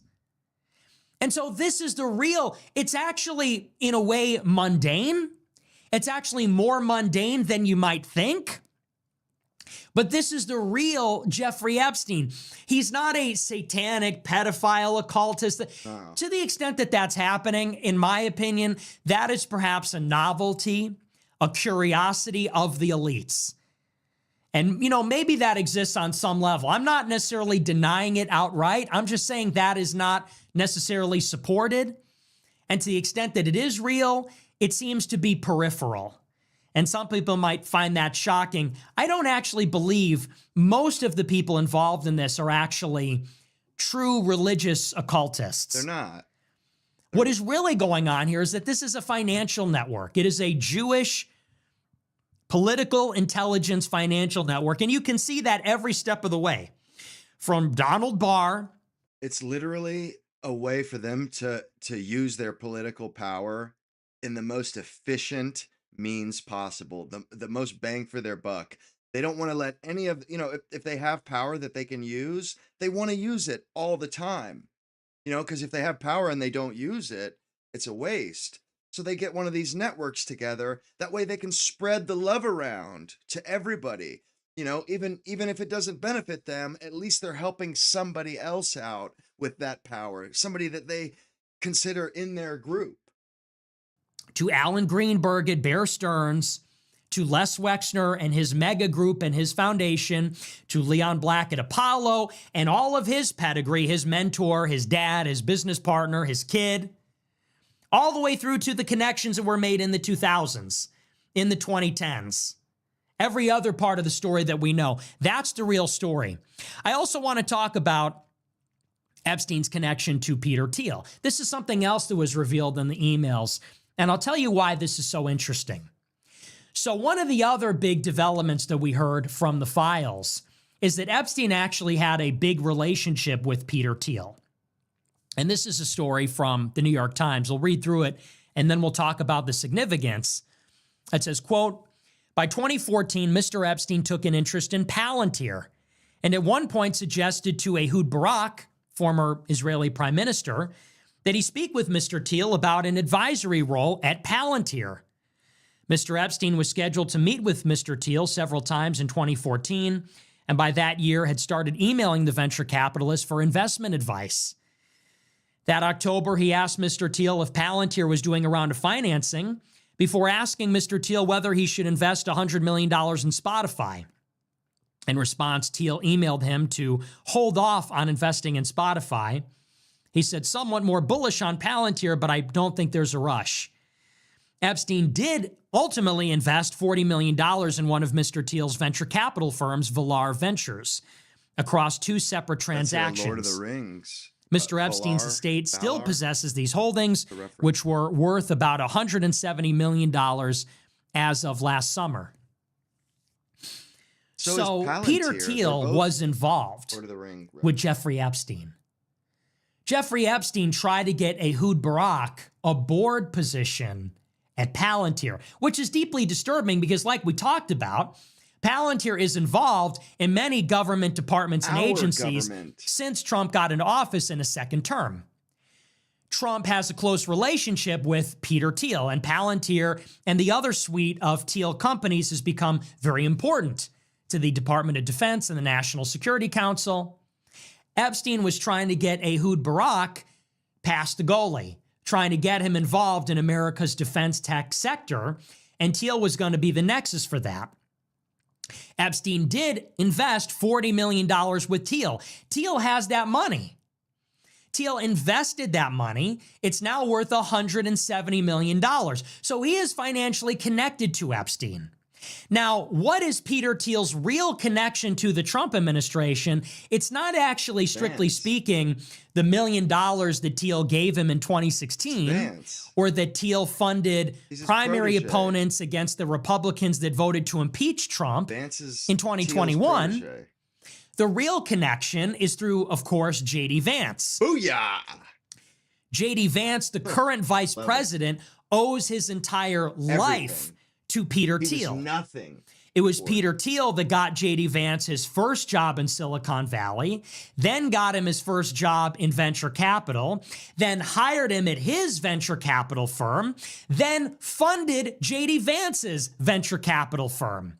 That's Then, his boy. when J.D. Vance wanted to run for Senate, Peter Thiel gave him $15 million and secured the Trump endorsement for him. Just gave him a In 2024, it was 15 Peter million. Thiel, Big Elon deal. Musk, and Tucker Carlson that pleaded with Donald Trump to make J.D. Vance his vice presidential nominee.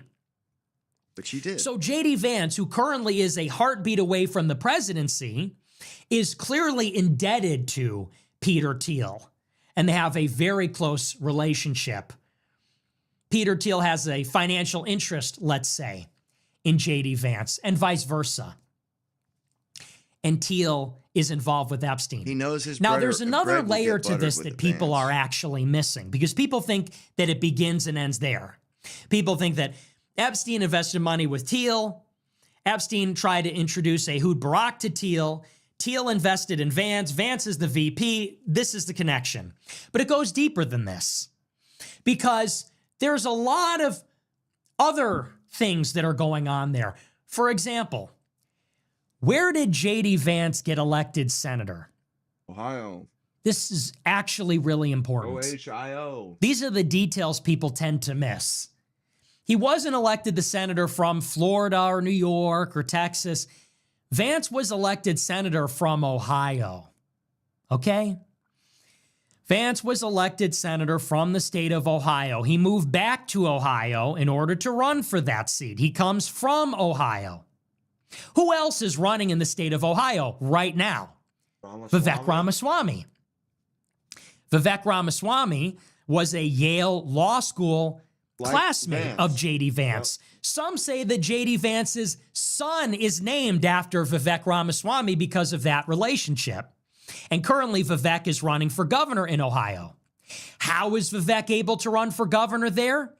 Because the lieutenant governor of Ohio, who would run in 2026 because his current governor's term limited, he was appointed to fill J.D. Vance's Senate seat. So Vance is elected to the Ohio Senate seat in 22 with the help of Peter Thiel. Vance leaves that seat in 2024. They just replace him. Who fills the seat? Well, they arrange in the Republican Party for the lieutenant governor to take the seat so that the governor's race in 2026 is wide open. That allows Vivek Ramaswamy to run, and that is going to be supported by J.D. Vance. J.D. Vance's team is going to be helping Vivek Ramaswamy's governor campaign. I imagine that entire Little Tech network is supporting him, all the usual suspects. And who is going to open up a factory in Ohio? Well, Palmer Luckey's Anduril. Palmer Luckey's Anduril is a drone manufacturer. Palmer Luckey was rescued by Peter Thiel when he was fired from Facebook. Peter Thiel gave him a second chance. And actually, when Peter Thiel invested in Anduril, that investment was handled by J.D. Vance when he was working for Peter Thiel. You see how this works? So Thiel created Palmer Luckey. Thiel created Vance. Thiel makes Vance the senator. Vance takes opens up other the competitor out of the race. That lets Vivek run. And then when Vivek controls the state, then they're going to build the drone company that was funded by Thiel through Vance working at that venture capital firm. In other words, they got roots in Ohio. Well, guess who else is from the state of Ohio, aside from J.D. Vance, Vivek Ramaswamy, and soon to be Palmer Luckey? Who else is operating in Ohio? Well, I actually mentioned it earlier. It's Les Wexner. I did not. For those that are not deeply involved in politics, you might not know this, but Les Wexner practically runs the state of Ohio. He's got a net worth of almost $10 billion, and he and his wife and his foundation are huge political benefactors in that state. And it is said that you simply cannot run and win without his help. And it is not confirmed, but it has been rumored for many years. This is not a fact. This is a rumor that Les Wexner and his wife hosted a fundraiser for J.D. Vance at their home for his Senate run in 2022. What is confirmed is that Les Wexner and his wife made a multi-million-dollar contribution to an Ohio-based political PAC called With Honor that J.D. Vance was on the board of in 2019. And so this is going to be the question that needs to be asked in 2028. Did J.D. Vance have any dealings with Les Wexner? And what is his current relationship with Peter Thiel? Because common sense would dictate that J.D. Vance did not get that Senate seat without a go-ahead, without a green light, without at least the tacit approval. It is true that there was no direct contribution from Les Wexner and his wife to Vance. There is no super PAC contribution, but it has been rumored that that did come together. There was a fundraiser, and almost certainly they're running in the same circles, being from the same state. And that's not a coincidence as J.D. Vance approaches 2028 and tries to run for office. And so when you take a look at that entire picture, I'm painting a picture for you that goes all the way back to 1976 through to 2028 with the ascendancy of J.D. Vance.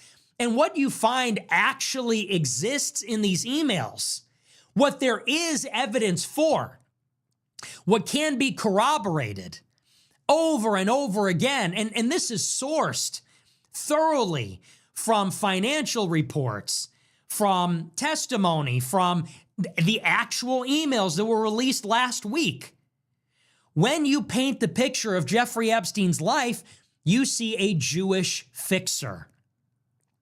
You see a Jewish fixer that was born in America, but that dealt with every country, that dealt with the Rothschilds in continental Europe, that dealt with the British, that dealt with Ehud Barak in Israel, that dealt with the Americans, that dealt with the right and the left, that dealt with people like Ronald Lauder and people like Leon Black connected to Mark Rowan, who are supporters of Trump, but also connected to Bill Clinton, also connected to others that were boosters for the Democratic Party. Jeffrey Epstein, leveraging his connections as an in-betweener that existed in between all these spaces, had connections to the arts. Because who finances the major art museums? Jewish billionaires. Who finances the Hollywood movies? Jewish billionaires. He had connections to finance and banks because who runs the major private equity firms, venture firms? Who runs the actual banks? Jewish billionaires. He had connections to governments because who runs politics? Jewish billionaire donors, Jewish lawyers like Alan Dershowitz, other Jewish fixtures that exist in between. This is the real story of Jeffrey Epstein. When you shed a light on these 3 million emails that came out of the DOJ, what you don't find actually is any smoking gun about ritual satanic abuse. Sorry, you might suspect that. You might have a hunch, and you might even be right. I don't think it's crazy, actually, to think that that might be going on. But what you do not have in the files, what is not in the files, is any smoking gun about that. There's actually no concrete evidence. What people have at this point in time are photos of Epstein with children that are his goddaughter. Maybe it's family friends. It's certainly nothing that's actually explicit. What you find are a handful of emails like, I like the torture video. I was just going to say, I think a lot of this stuff was just natural conversation and embellishment. People exaggerating, being severe and extreme. Because really, have we seen any real proof of anything? And, it's just, that seems weird, And then the way they talk about everything, torture and this and that, who talks like that? Somebody who was actually torturing people would be way lower key than that. They would never just say torture out, and put it in writing, much less. Concerning, but ambiguous, vague by definition. So what is not in the files is anything smoking gun about all of that. The most extraordinary maximalist claims about pedophile islands and satanic pedos and occult cabals, it just isn't in there. Yeah. If it was, I'd be covering it on the show. If it was, we'd be talking about it. We'd be investigating. It would be salacious. It's just not there. We would love millions to talk about and millions and millions of documents, emails, tips, pictures, videos, tons of stuff. It's not there. The evidence isn't there and it's not corroborated. What is there are hundreds and hundreds of emails with Ronald Lauder, Leon Black, There's plenty. Ehud Barak, Les Wexner. What is there is what is transparent and obvious, which is that our society is clearly leveraged and manipulated and influenced by elite Jews in every sector of society, but primarily and at the top, the richest Jews. Yep. The Jewish billionaires that control the most important financial firms, and it seems that everything proceeds from their influence. Their money, which flows into the elite universities, the private schools, the Ivy Our government can't take a piss without these people say so. Leagues, their money, which flows into the Hollywood studios and gives them cultural cachet and clout and influence. Their money, which flows into the art museums, which serves as a form of money laundering. Their money, which flows into and controls modeling agencies, which, coupled with the influence in Hollywood, provides opportunities to attractive women who can then be leveraged in themselves for further connections and influence as prostitutes. Their money, which flows into politics in the form of political donations to campaigns, which buys influence, not just in Congress, but also in the regulatory agencies, and for which there is a great deal of arbitrage. That influence in one country can actually give you leeway in another jurisdiction. Having influence in one country or influence in a nation where you can start an offshore bank account can be leveraged in a third country. And it all proceeds down from Jewish billionaires working together and deploying their capital in a strategic way. Yes, there are people that are richer. Yes, there are people that are richer than Leon Black and Les Wexner. But you have a group But of they are people not coordinating. working together. That's a team. Mobilizing and using and deploying their Vast capital, sums of using money. their resources for these political purposes. You don't actually need $400 billion. You need the right person in the right place. Absolutely. Few $100 million here and there, buying a prostitute, buying a New York City townhouse, buying an island, Yep. a donation to a university, a donation to an art museum, buying a film, having access to an actor. It is the way in which they use these things. It is the organized way, Yep. the organized manner in which Jews act as a collective, which Yes. is the source of their power. They are a And it is tribe. always to advance Jewish interests. Always. That is what Jeffrey Epstein represents from start to finish. They blow with He's that connecting wind, baby. Ehud Barak to Palantir. Why? Ehud Barak is the head of Israeli military intelligence. If he has a seat on the board of Palantir, and Palantir's Gotham software a big is at our thing. Social Security Administration, Treasury Department, CIA, FBI, NSA, NIH, well, we have a world of problems, don't we? Yeah. And if Jeffrey Epstein never is be able to working with uncouple Ronald from that. Lauder and working with Leon Black and working with Les Wexner, all these billionaires are supporting the war in Iraq. They're infiltrating the Trump administration to cut aid to Palestine. They're on the board of the Gaza Advisory Peace Board. They paid for Trump to be there, and they're milking that cow for every possible benefit they can get out of him. Just the fact that that one guy is they're playing both sides of the ball with Palestine. Not only are they in charge of advocating for UN and the UN and whatnot, they're also in charge of trying to stop. It's crazy. Going all the way back They're to not 1990. Everywhere you see Epstein, you see a Jewish billionaire. And everywhere you see one of those Jewish billionaires, you see millions of dollars pouring into grooming Jewish leaders, advocacy for the state of Israel, and political lobbying in the U.S. government. That is the real story of Jeffrey Epstein. And that's the Yes. part that I don't see a lot of people covering. They're And I milking almost our start to government wonder like a cow. if that is a layered conspiracy in and of itself. Because I watched Ian Carroll interview with Tucker Carlson today, and I didn't hear any mention of any of this. Yeah, what the hell? Ian Carroll did a Zoom interview with Tucker Carlson today, and this was supposed to be their take on the 3 million Epstein files. It was 60 minutes. And I didn't hear anything about any of this. You heard about Pizzagate and Seth Rich and Julian Assange and Red herrings. and the Podestas, and why are they always talking about pizza and why are they talking about hot dogs? I don't know. It's coded language. This is a controlled hangout.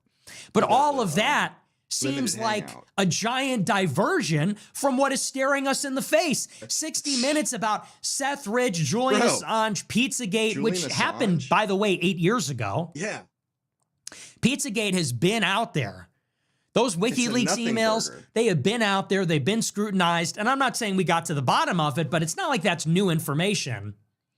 This stuff about Jeffrey Epstein, this is actually there. It's not coded. It's not ambiguous.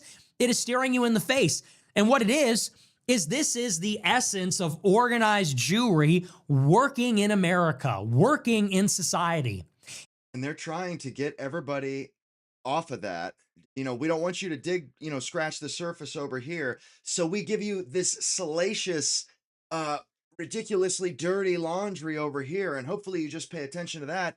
And it's easy for people to pass over the fact that these people have all these connections just beneath the surface of the water. It's But nobody transnational. will even It's penetrate not that necessarily surface. monolithic, but it is directed. It is focused in one direction. Like a beam, laser. And there is a sense of camaraderie among them. There is a sense of those identity and emails. insularity. They talk about the outsiders as goyim in abundance. I can't believe that there's all these goyim. Goyim don't know how to make money.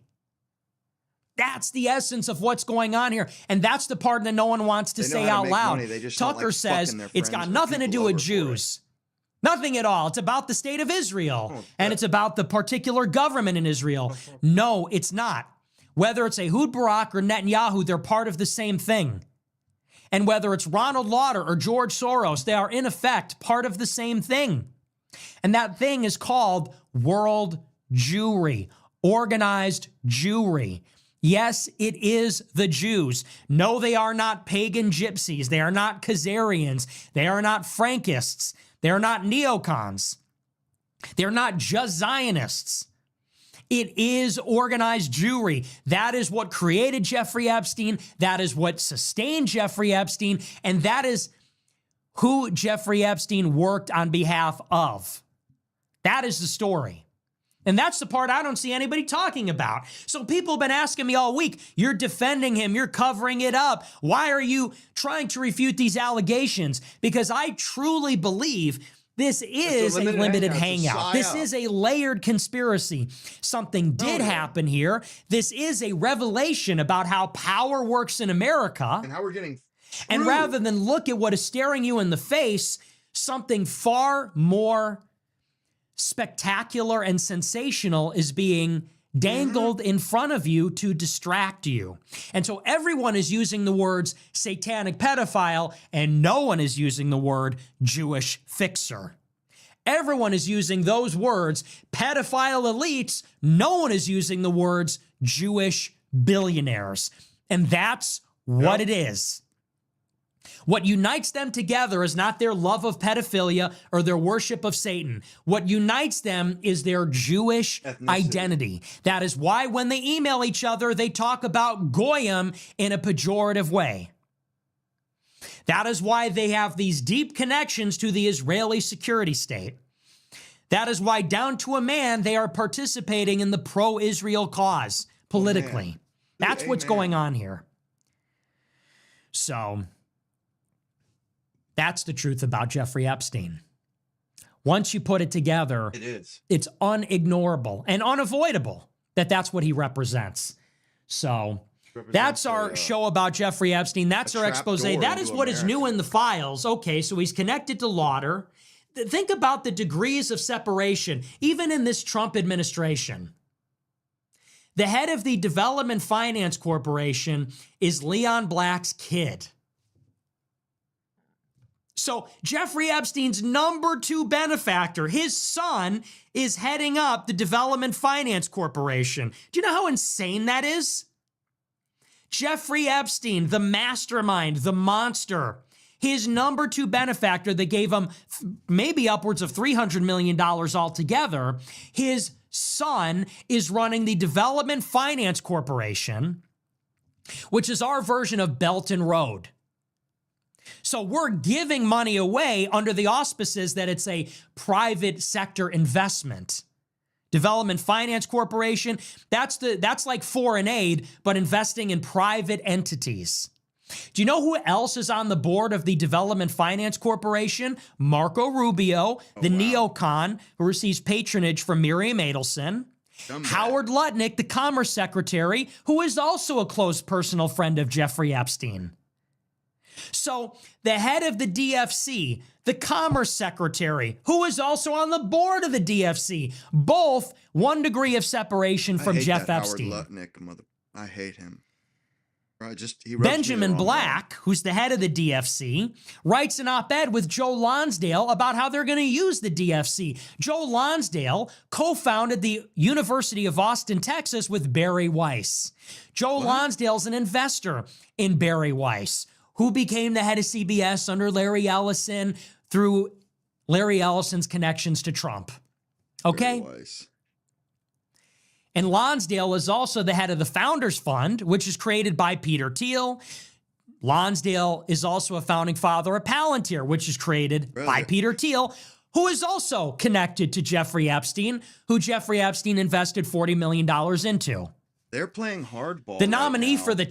They're doing exactly what Nick talks about when he talks about elite human capital. They're trying, this is a power play. They're trying to get as many of their people into positions of authority and positions of decision making in the American government and in authority of the American people. They're spending every dollar and every minute of their day on this. They're just listen to what Nick's talking about. All the different people that he's already that are in these positions. No stone has been unturned or left unturned, excuse me. Chairman of the Federal Reserve is the son-in-law of Ronald Lauder, who Jeffrey Epstein laundered money for by purchasing art with Leon Black, who is again Jeffrey Epstein's number 2 benefactor. Epstein's coordinating art purchases with Ronald Lauder, a Trump ally, again, father-in-law of Trump's Federal Reserve nominee, who has given Trump millions of dollars over the years to his campaign and super PAC, and who's also doing art deals with Leon Black, negotiated by Epstein. Ronald Lauder happens to be the chair of the World Jewish Congress and the World Economic Forum. He succeeded Edgar Bronfman Sr., who he and Ronald Lauder and Les Wexner all formed the mega group 30 years ago to push war in Iraq with Frank Luntz, roommate to Kevin McCarthy. Dude, Okay? It goes around their fingers and are in around everybody's pie. and around and around. Over and over. J.D. Vance, who runs for Senate, getting money from Peter Thiel, Jeff Epstein acolyte, and rumored to have had a fundraiser in Les Wexner's home. That's alleged because he comes from Ohio. It just goes around and around and around. Dude. And by the way, with Peter Thiel, when he was asked about his connections to Epstein on Joe Rogan, he pushed the lie that Epstein was a financial genius. Rogan says, "What's the deal with Epstein?" Peter Thiel says, "Well, he's a tax genius." So that's a fucking lie. Yeah. It This just is goes to keep- around and keep around, and it's people from always talking about it too Jewish. much. Donald Trump's attorney general, Bill Barr, had jurisdiction over the prison that Epstein killed himself in 2019. And his father, a Jew, got Jeff Yeah. Epstein his start at Dalton School, where he was hired and tutored the kids of Alan Greenberg at Bear Stearns, where he got his first job.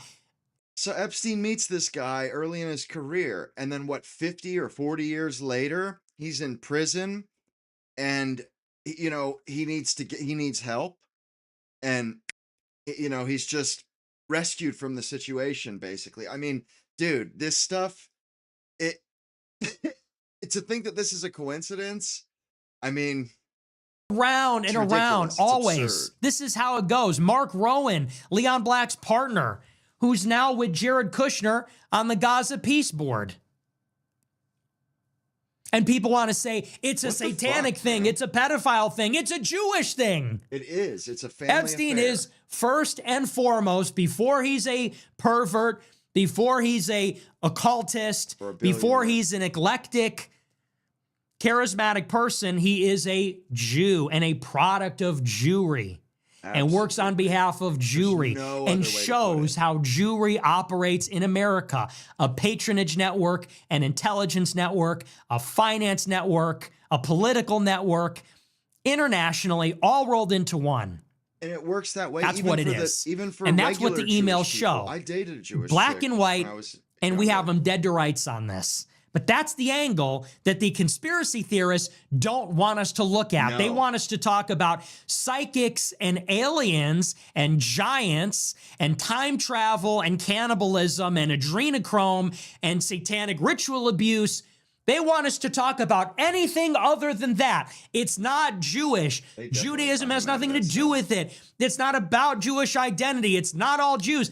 It's about magic and science. They know that they can't stop people from talking about this. You try to stop it, it just gets worse. So if people are going to talk about it, let's have them talking about bullshit. Believe me, that's exactly what it is. They know they can't stop it. There's nothing they can do, but they can steer it. Fiction. That in and of itself is the conspiracy. That's the truth about Jeffrey Epstein. But we're going to move on. We're going to take a look at our super chats. We'll see what you guys have to say about all Well, this. it's pretty plain to me. I mean, it's I think you get the obvious what picture. is We're going to afoot take a look here. at it. I mean, And we'll see what you guys have to say. it's up. It's truly shocking, though, how they are, in a sense, getting away with it. Yeah. Like, I haven't Still. heard the name Ronald Lauder at all. Do you know how insane that is? Do you know how actually insane that is? Why are these rich people? It's that were literally all on a silver connected at platter. the hip? Ronald Lauder is the head of the World Economic Forum now. These He crooked ass- succeeded Klaus Schwab. He's the head of the World Jewish Congress. His son-in-law is the chair of the Federal Reserve. Okay? And why are these Jewish And, people so you know, concerned about these? This seems to matter these less in light of world all that. institutions. But Ronald Lauder they're led not the trying to charge to rule it. get the president of the University of Pennsylvania fired in 2024. You remember when Bill Ackman was trying to get the president of Harvard fired? Ronald Lauder led the charge at UPenn because Lauder is an alumni of the Wharton School of Business there. So he used his Jewish money at UPenn to get the president fired. Now, they had as the chairman of the board at UPenn, the chair of the North American Jewish Federation. That person, Ronald Lauder, is named all over the files. He's mentioned 70 times. Epstein is helping Leon Black launder money with art purchases with Ronald Lauder because he is a benefactor of all the art museums in New York City.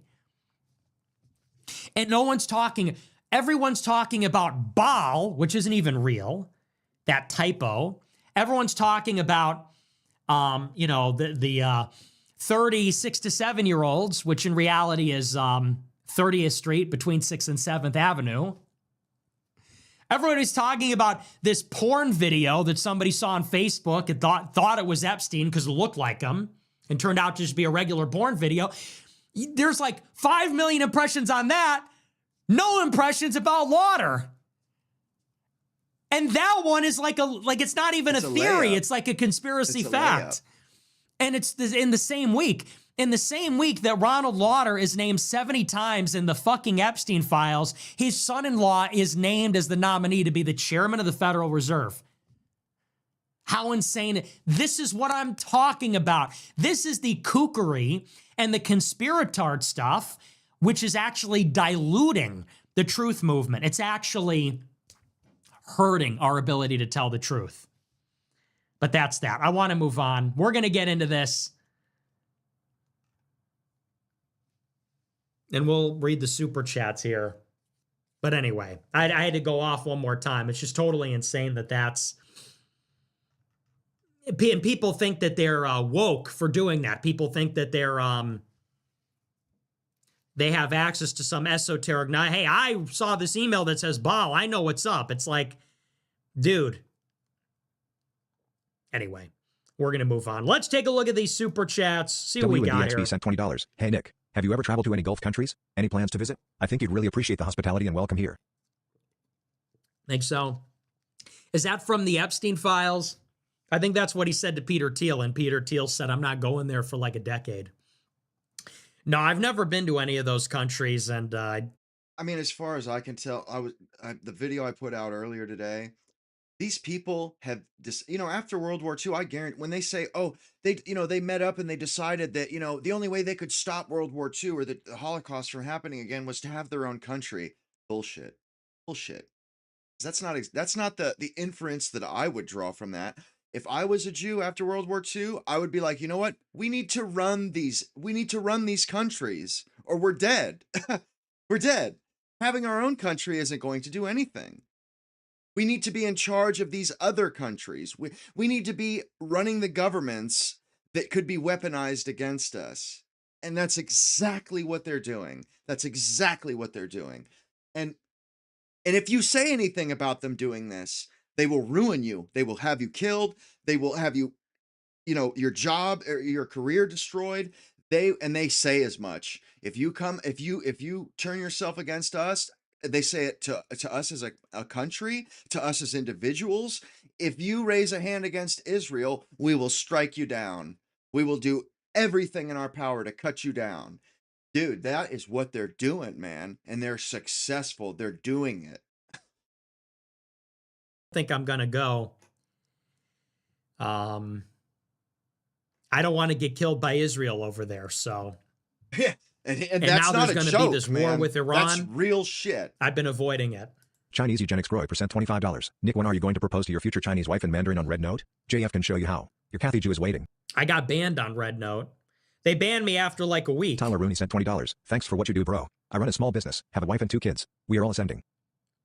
Love it. Love to hear Zelsi Hole that. sent $20. Yo, Nick. Proud to say I joined during Groyper War II because you were the only real nigga that didn't sell out to the Jews. Yep. Appreciate it. Thanks. Yeah, no, a lot of people doubted me. When I did Groyper War II, people thought I went crazy. Now they get it. I was one of the only people that said, don't vote for Trump. You're not going to get mass deportations. And you're going to get a war with Iran. And it's so funny because that was literally my argument. I didn't say, don't vote for Trump, blah, blah. I said, I'm not voting for Trump and you shouldn't either. And the reason why is because he's going to not do mass deportations. And all you're really going to get is tax cuts and a war with Iran. And people said, you're a Fed, you're a Democrat operative. I said, okay. Well, it's 2026. And those are literally the biggest complaints. Ask any Trump supporter, those are the biggest complaints. No mass deportations, and we're going to war with Iran. So I appreciate your support. Zelsi Hole sent $20. We love Trump, so we went to war with him. Yeah. Zelsi Hole sent $100. True. These young niggas don't get it. Watch one reel and think they know ball. Hail Nick Fuentes, the undisputed king of the red pill. //. Hell yeah. Any soft niggas I see turning on Nick will be raped and murdered outside. Hell yeah. All love from Texas. Fuck the Mexicans. Fuck the Indians. Whoa, Make hey. America great again, bitch. AF is inevitable. Groip nigga hashtag Hey, RKD4 friendly and JF fire. hashtag Ravage Cash Shields. Well, no, we don't want to rate. We like Jake Shields, but I appreciate the big super chat. It's true. People watch one Instagram reel, one short on X or YouTube, and they go, oh, you know, Nick isn't the guy anymore. That's totally an op. People don't watch the show is the problem. And many people are just boomers. Robert Hansen sent $20. Do you think that Oliver Anthony will put out a new song soon that will get the masses fired up again and save us? Yeah. I feel like him and Richard Hunania are literally our last hope at saving this once great nation. Isn't that crazy? Do you remember how hard everybody crashed out on me over Oliver Anthony? I remember, was it 2 years ago? Oliver Anthony puts out that terrible song, Rich Men North of Richmond. And all I said is it's a dumb song. I just said it's like stupid and it's kind of like a defeatist mentality to just cry. Everybody said, look at this white loser with this stupid dog in the woods crying about how poor he is. I said, I don't identify with this at all. I identify with rich people. I want to be rich. I want to be successful. I don't want to, like, you know, he's in the woods with like, he's got stains on his shirt, holes in his pants. I'm like, I don't identify with this. A lot of people do, though. He's in the woods crying about like, you know, I'm broke, I'm a loser, I can't get $1, I ain't got $1. Well, Okay, you know, fucking loser, get a job. no, the guy is good at music, so he does what he naturally feels he should be doing, and then he ascends because of what he feels he should naturally be doing. Music. Of course, he was a fucking bum. The guy isn't good at anything else but music, and it required him being, you know, a sad and enjoying his one outlet. That's what has made him ascend. You can't just this is kind of low bandwidth where Nick goes with that. You know, work hard, have an idea. And I remember saying that and people got so mad. People were saying, this is a movement. They said it was like the protest song of a generation. They were comparing it to like Woodstock and the Beatles. People were saying that Oliver Anthony's song was going to start like a hillbilly populist movement. And I said, no, it's not. Like, the guy sucks. And then, yeah, surprise, surprise, it was like a total flash in the pan. That's why me and Jackson Hinkle are enemies. Jackson Hinkle originally crashed out on me over the song. I shit on the song, and Jackson Hinkle, because we used to be friends. I met him, we hung out, and he crashed out on me because I said Oliver Anthony was an idiot.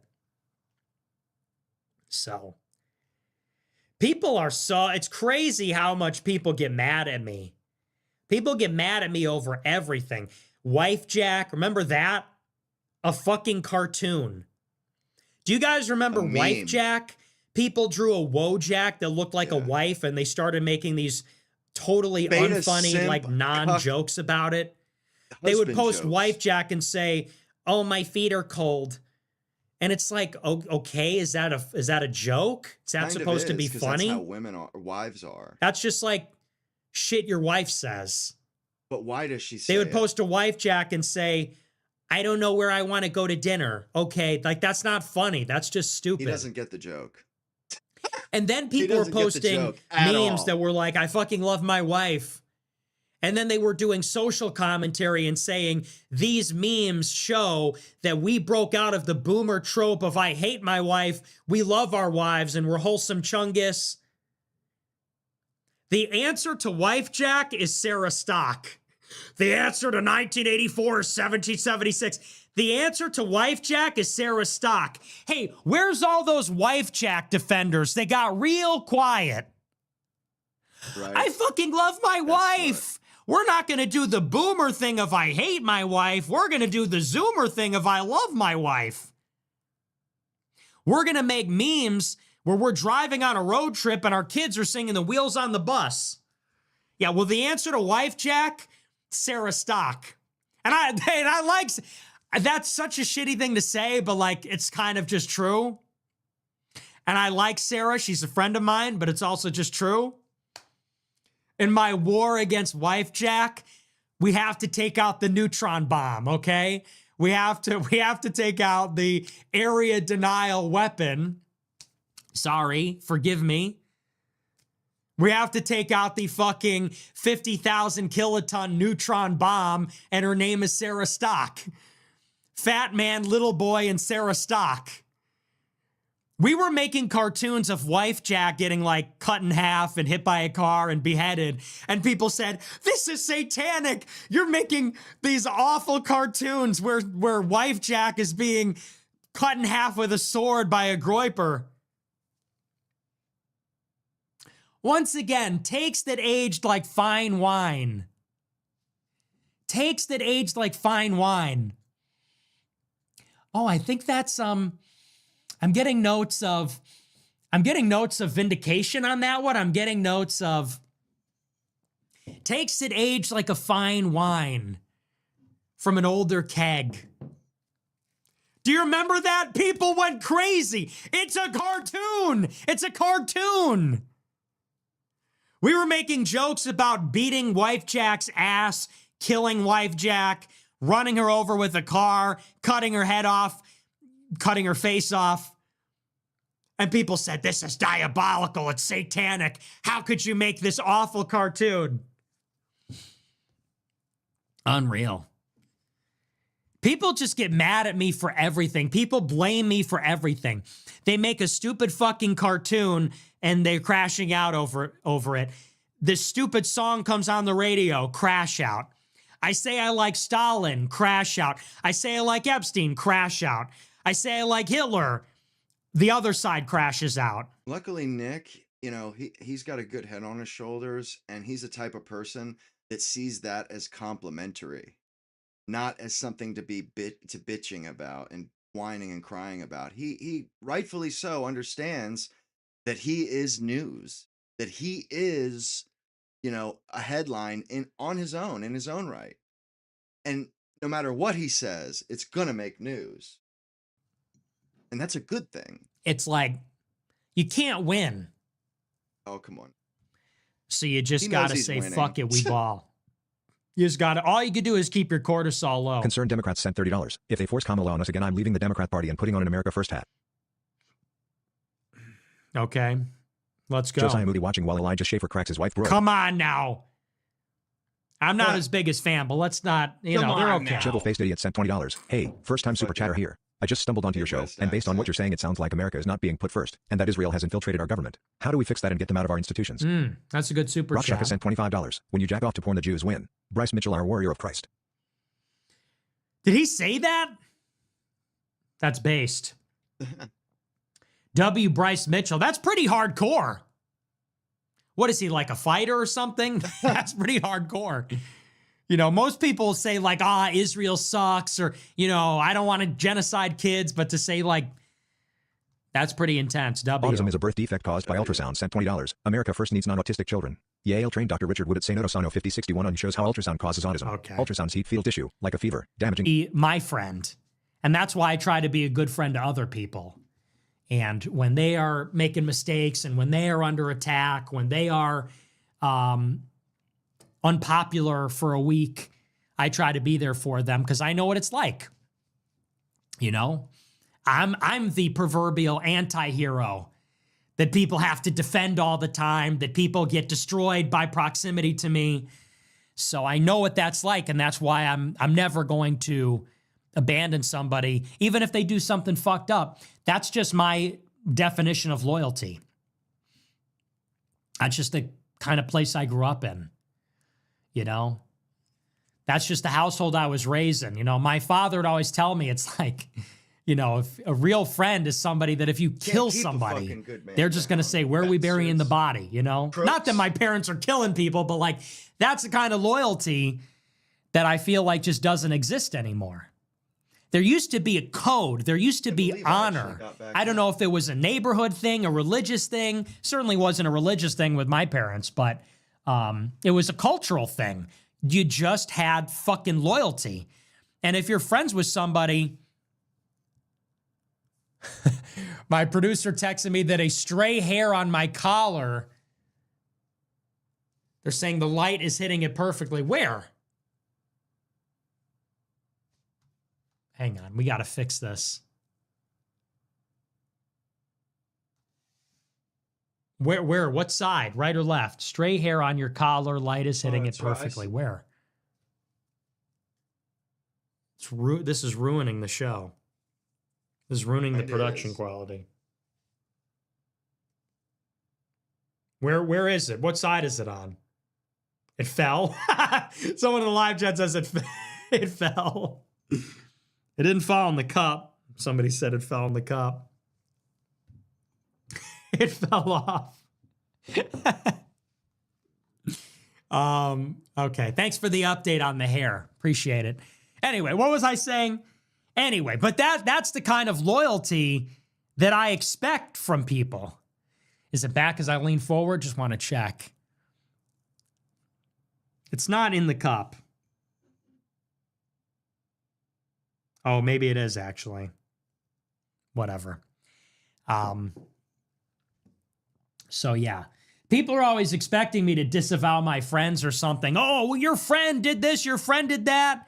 That's just, sorry, I don't turn on my friends, period. Period, end of story. And that's the kind of loyalty that we need. Left shoulder. Anyway. They try to get me with the guilt by association. Your friend did this, your friend said that. Dude, loyalty. Loyalty, I treat my niggas like royalty. I treat my minions like loyalty, like royalty. No, but that's what it has to be. All right. Opium Bear sent $20. Penal substitutionary atonement or always hell. try to do Low D that. for not liking Lord of the Rings but brother sister grave Game of Thrones. Stubble or mustache greater than full beard. Gaining weight again bitch. Go shoot guns. Okay. Sleeper Agent US sent $20. Love the show. Got the old man watching too. Everyone go buy your quarter zips. God bless smile. Hey, thank you. Candace Dick Tucker sent W old sent man. $20. The Tucker Halloween costume should be a clip-on bow tie that makes us laugh. Candace gets say I went to Egypt and all I got was this maroon t-shirt or Ian Carroll stick-on mustache. Watch Night Manager if you want to see a good TV villain. It's Hugh Laurie. Jeez. Blaton sent $20. Well, we should make Halloween costumes for everybody. What would Candace's be? Tucker the Clown. What would Circus. Tucker's be? Tucker's would be... You guys are just like ridiculous. Blaton sent $20. Hey Nick, I'm 18 in Wangfin, Ohio. I appreciate what you do. I am attempting to red pill my grandma when it comes to Israel/Trump. Wish me luck. Christ is Lord. Keep carrying your cross. Okay. Well, I appreciate that. Don't try to red pill your grandma, okay? That's not going to go well. Don't try to red pill your parents. I don't know. How many times does it need to be said? Don't try to red pill your loved ones. It'll just probably alienate them, most likely. More likely than not. Jim Bob Blankford sent $40. I just got engaged. Any marriage advice? Yes. Set the tone early. You got to let her know that you're the boss. Doesn't mean you need to hit her, but it does mean you kind of need to let her know what's up. You need to let her know it's no bullshit. How does this work with the quarter zip? What do you think? See, these hats are these are huge. Kind of like this with the quarter zip. What do you think? My GIA hat. We need to get like a GIA windbreaker. That would be really cool. That's a little idea for you. Anyway, marriage advice. Yeah, lay down the law early. Don't let her get in your head. Crashing on a 294 Grower percent $30. Have you ever watched the original Blues Brothers? Paints a classic picture of Chicago IMO. No, I haven't. Chad Bronco sent $100. I am fortunate that my HS is still majority white. That is changing though, and there are some Indians now. The Indians are working with the Mexicans against whites. They both have their own clubs that are openly anti-white, and when we wanted to open our own club, they protested it and won. The Latino club is now trying to get teachers fired who support ICE, and it worked. Wow, that's crazy. That's your multiracial America, man. That's what it looks like in practice. Thank you for the big super chat. You're in high school giving me $100? Loaded high schooler. Bro, subscribe to The Real World. Bro is in Hustlers University. Well, hey, thank you for the big super chat. That's crazy, bro. Amy Dangerfield is the hottest grow pen and puts nuts. fake Meryl to sleep, sent $50. Brother, you gotta get on Amy Dangerfield's podcast ASAP. I know she's affiliated with PBD, but you own those guys. Time to show them who's a real boss. I also feel like Amy has been a huge part of the movement, and it will give me an excuse to watch that hot broad for an hour or so. P.S. How are your parents doing? Be sorry about Christine R.I.P. That's a crazy combination. Bristol sent $25. Accelerationism is weird. I asked the most intelligent A's which person winning in 2028 would lead to the highest odds of a grower-aligned person eventually becoming president. They all either said Josh Shapiro or so you either vote for a Democrat that will radicalize people or sell for someone like Vance. Well. Yep. AI is, there you go. AI is pilled on this. Supreme Groypich sent $25. Hey Nick, do you think Trump should grant natural-born Canadians, i.e. not the recent influx of Jeets, automatic green cards? We have extremely similar cultures, economies, and heritage. Plus think about it. America would get all the entrepreneurs, tradesmen, and educated professionals. Canadians, Your thoughts? Yeah, we should say only the white people. Yeah, that'll... The Canadians, I swear, man, like there's somebody in our chat too that's talking about it, but these guys, like it's the Canadian people that are like, yeah, it's really going bad here. You know, they're looking for a way. They're all looking for a way out. They're looking, you know, I want to say like rats off a sinking ship, but kind of a shitty comparison. But, you know, they're just trying to jump ship, man. They're just like, get out of it. It's a dying, or, you know, it's a sinking ship. And I guess they know it. That'll go over well. Green cards for only white people. Yeah, I don't know, man. Card. I mean, sure. I think we should just take Canada and then deport the Indians. Miriam602 sent $20. Nick, you quote the Joker a lot. Wondering when we're going to have tryouts. 6maybe7 mil sent $100. Happy White History Month. White heart emoji. Oh, wow. Yeah, that's okay, I guess, bro. Thank you for the big super chat. Yeah. You don't need a history. Hey, at least it's Friday, you know. Month. Yeesh. Every month. Happy White History Month. Whoa, hey, don't cut yourself on that edge, faggot. Oh, I get it, because it's Black History Month. Amazing. Amazing stuff. Don't cut yourself on that Thank you for that. Really great Perfect stuff, pulsating guys. purple penis sent $20. Ave Maria. Great. That one bro Hyper 19 Yeah. sent $35. This is such a W show, just like when you exposed Tucker's connections during the summer of last year. If I remember correctly, you always hit the nail on the coffin. Thanks for helping me understand how it all works. You have my full loyalty. Even if your name were on the files, I'd still have unquestionable loyalty. God bless. Let's go. We need Taller that. sent $50. All my fathers are Italian. The best business in my town is run by an old Jewish guy, and it took me a year going there before I realized that he named it Jupiter. He staked a flag at his Rome versus the synagogue, and I think it is hilarious. Jews will never admit their prejudice, but I'd laugh about it with him if I could. Nick, you're the goat, by the way. Thanks, man. Appreciate it. W Italian. Perfect pulsating purple penis sent $20. Shut up, faggot. Hey, you're watching the show, so what does that make Proud you? Boy sent $20. Thank you for the comprehensive 5 to 8 minutes response to my question a couple streams ago. I'll heed your advice. Have you ever thought that people call you a Fed because you're frequently prescient to international conflict and domestic politics? Soon Candace will clump you in with having the ancient time traveling technology. No, because the people that call me that are just idiots. Yeah. They can't even think that far ahead. They just hear something they don't like and they go, is he an operative? That's literally how it works now. It used to be the case that if you got up and said, we need to commit crimes and take out the government, oh, you're a Fed. Now it's like you can say anything that anyone disagrees with, and it's like, oh, I think he's a Fed. Oh, he supports this, he's a Fed. So the people that say that are just retarded. Deleve sent $20. I really enjoy hearing how zealous and earnest you are when speaking on the topic of Jesus and finding salvation through Christ. It almost makes listening to you talk about your fantastical box burger restaurant bearable. KFC already did a beaner. Maybe you oblong head could double as a box for them?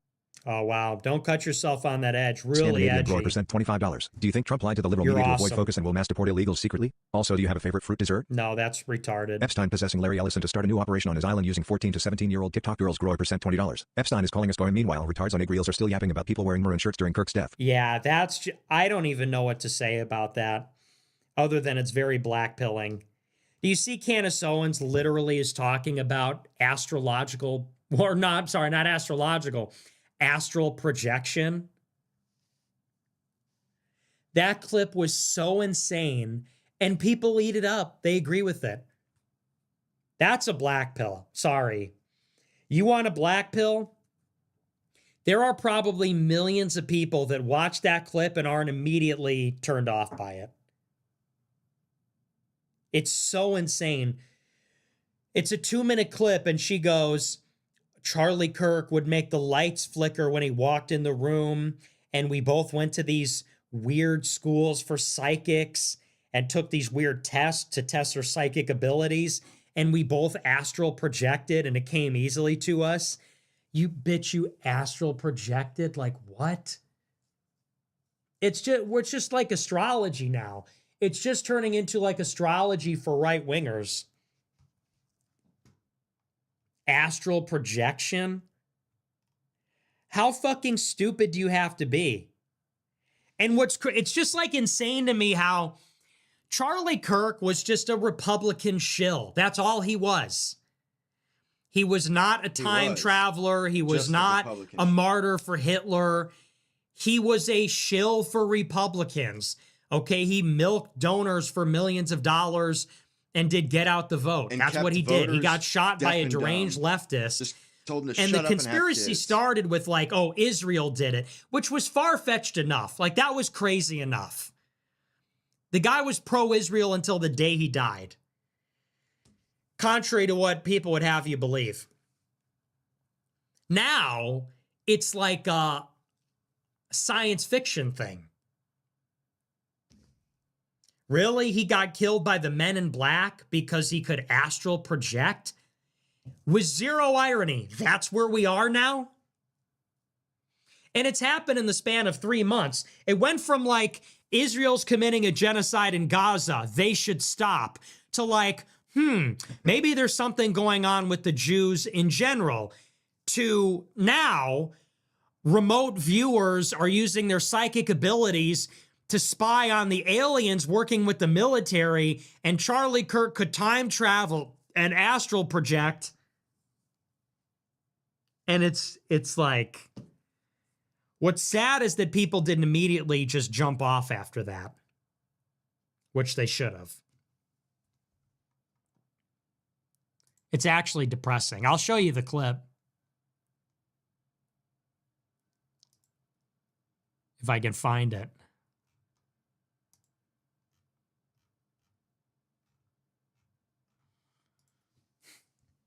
Candace Owens. Candace Owens trying to read is so funny. His header on Twitter is the 32-degree tweet. Okay, here it is. I'll pull it up.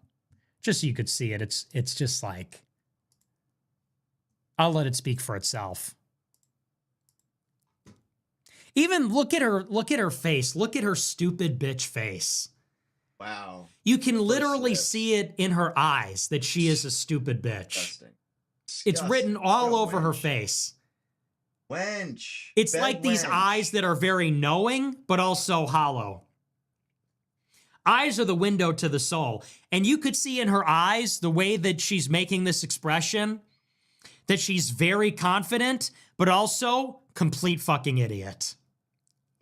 You can see in her eyes that she's like smug, she's confident, but also nobody's home.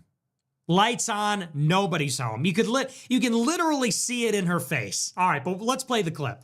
Charlie and I spoke a lot about his third eye. What? Bitch, you are stupid. His third eye. God, how could you be any? Look at her whole A demeanor. lot about his third eye. We spoke a lot about his third eye. Word of murder. Bitch, that's insane. He does not have a... Charlie Kirk had a third eye? Right, he had a Dude, shock he was rod. like Get the a fuck mega outta here, church you Republican shill, his third fucking eye. Like he was in India. Oh, man. Doing yoga in Yeah, India. somehow I don't yoga, think dude. Charlie was like an expert on non-dualism and Eastern mysticism. She says it like I don't even, what even is that face? What are you so smug about? Charlie Kirk's third eye? Like in between megachurch sermons and Republican donor meetings, he was playing the mandolin. Or what's that? What's the instrument they play over there? Like it was the Magical Mystery Tour, you know? He's in fucking Phoenix, Arizona in an industrial park plotting how they're going to get out the vote for the Republican majority for the fucking, you know, Turning Point Faith with Billy Graham's kid. And in between all that, yeah, it was like the Magical Mystery Tour, you know? In between that, it was Lucy in the Sky with Diamonds, right? He was opening his third eye. He took off his like Trump costume, sitar, not mandolin, the sitar. In between his meetings where he's impersonating Trump and Tucker with his navy suit and his red tie that's too long. Yeah, it was like the Magical Mystery Tour, for sure. It was like Donovan. That's why that sentence caught my attention in the article. He spoke about the street lamps that would go off when he would run, about the special school that he had to go to. That is so He spoke about a lot of the things that were strange in our childhood, the testing that both of us had to endure. The what testing? Dude, it's like somebody went to Candace Owens and said, bend the spoon. Like, what are you talking about, you crazy bitch? What the fuck are you talking about? The special school we went to? What do you mean? Wizards of Waverly Place? She went to Wizard Academy? What are you talking about? The special schools for the gifted, the special schools for psychics, and the battery of magical tests. They gave us wands. They told us to open portals. Class, today we're opening portals. Bend the spoon, open the portals. Like, give me a break, dude. We can both astral project. You know all of this, of course. You have his phone. And how surprised we were when we learned that not everybody does that naturally. Sleep paralysis, you name it. We had conversations about it. Charlie and I... Not everybody astral projects. We didn't know that. It came very easily to us. When we astral project into different locations in space, we didn't even realize people, oh, you don't do that? Oh, that's weird. It comes so easily to me. Don't you hate when you're having coffee with a friend or a peer and you start talking about, you know, so I was astral projecting the other day and people go, wait, what? And you go, you know, I was astral projecting, I was in another place. I was bilocating. People go, wait, what are you talking about? Oh, you don't do that? That's weird. It's so easy for me. I astral project all the time. It comes very easily to me. She says it came easily to us. We didn't know other people didn't do it. Everybody does that naturally. Sleep paralysis, all of this, of course. You have his phone. And how surprised we were when we learned that not everybody does that naturally. Sleep paralysis, you name it. We were shocked. We were shocked that not everybody does that. You know, me and Charlie Kirk were like, wait, you guys aren't astral projecting? They went to their Blexit meeting. So Candace Owens and Charlie Kirk walked into their Blexit fundraiser. That's black exit from the Democratic Party. And we were sitting there talking about, hey, so I was astral projecting. Charlie was nodding along, but we noticed everyone at the table was dumbstruck. They had no idea what we're talking about. We looked at each other. We said, wait, you don't astral project? That's weird. We do it naturally all the time. Yeah, Charlie Kirk and Candace Owens astral projecting. Are you kidding me? That's where it is now. Third eye. street lamps going off, astral projecting, schools for psychics. Come on now. Really? I mean, that's crazy. Anyway. What else is there even to say about that Bro, now? 160 cent $20. What's up, Incel? I love hearing your analysis. You're the only one who makes sense anymore. What is your biggest reasoning behind being Catholic versus following other branches of Christianity? Oh, because it's true. That's Big why. Nigga Grow, I percent $20. Why do you think liberalism failed? And do you think there is any credible critique of realism? Oh, gosh, Best Buddy sent $22. Retards asking what to do. Start here. 1. Design and spread memes to undermine our enemies and boost America First goals. 2. Change your daily behavior. For example, vocal off to Israel / don't be nice to leftists / don't shop at Haitian stores. Push back and shun. 3. Work in the system. So descent accelerate the Amazing, Zach04 sent $25. First super chat. Really thankful for everything you do. The Alabama Grow, I percent Thank you. $50. Trump's second term is like Joker 2. They are going to turn everything cool about him into one big buttfuck. I'm at Culver's. Dude, Trump 1 was a butt fuck. Are you C1 sent kidding? $25. The history of the Jews from Babylon to now is a disgusting tale. They've manipulated and Epsteined every major empire. They provided children for sex to Tiberius and the Romans. Amazing. Wow. Hot take. Jagwheel07 sent $20. Fellow Catholic here. Love your show, Nick. You're the only one these days who speaks the full truth. Top 3 books you've ever read? It never ends. Thank you. Bible, Pinheads and Patriots. Number 3? What would number 3 be?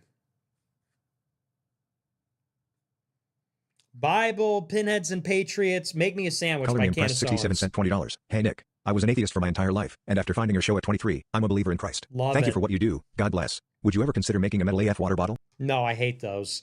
Thank you. Love to hear that, man. No, I would never. I hate those. I would never use that. I'm only going to sell products that I would use. So I wear this all the time. I wear this. I would never sell a metal water bottle because I hate those. And I would never use one. I sell this because I use this. No, but I hate those.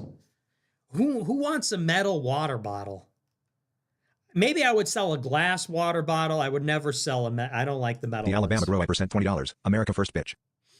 Yep. Hyro Alvena sent $20. What's up, Nick? Thank you for the laugh yesterday. Haha, and yes, I do have papers. My dad came here legally, even still has his old Okay. laminated green card, which is cool to see. Well, But anyways, I have a brother okay, that watches well. Candace. Please just tell him really quick how retarded she is. God bless. So you're first generation. I don't know. It's kind of pushing it. Depends how many liberals you kill.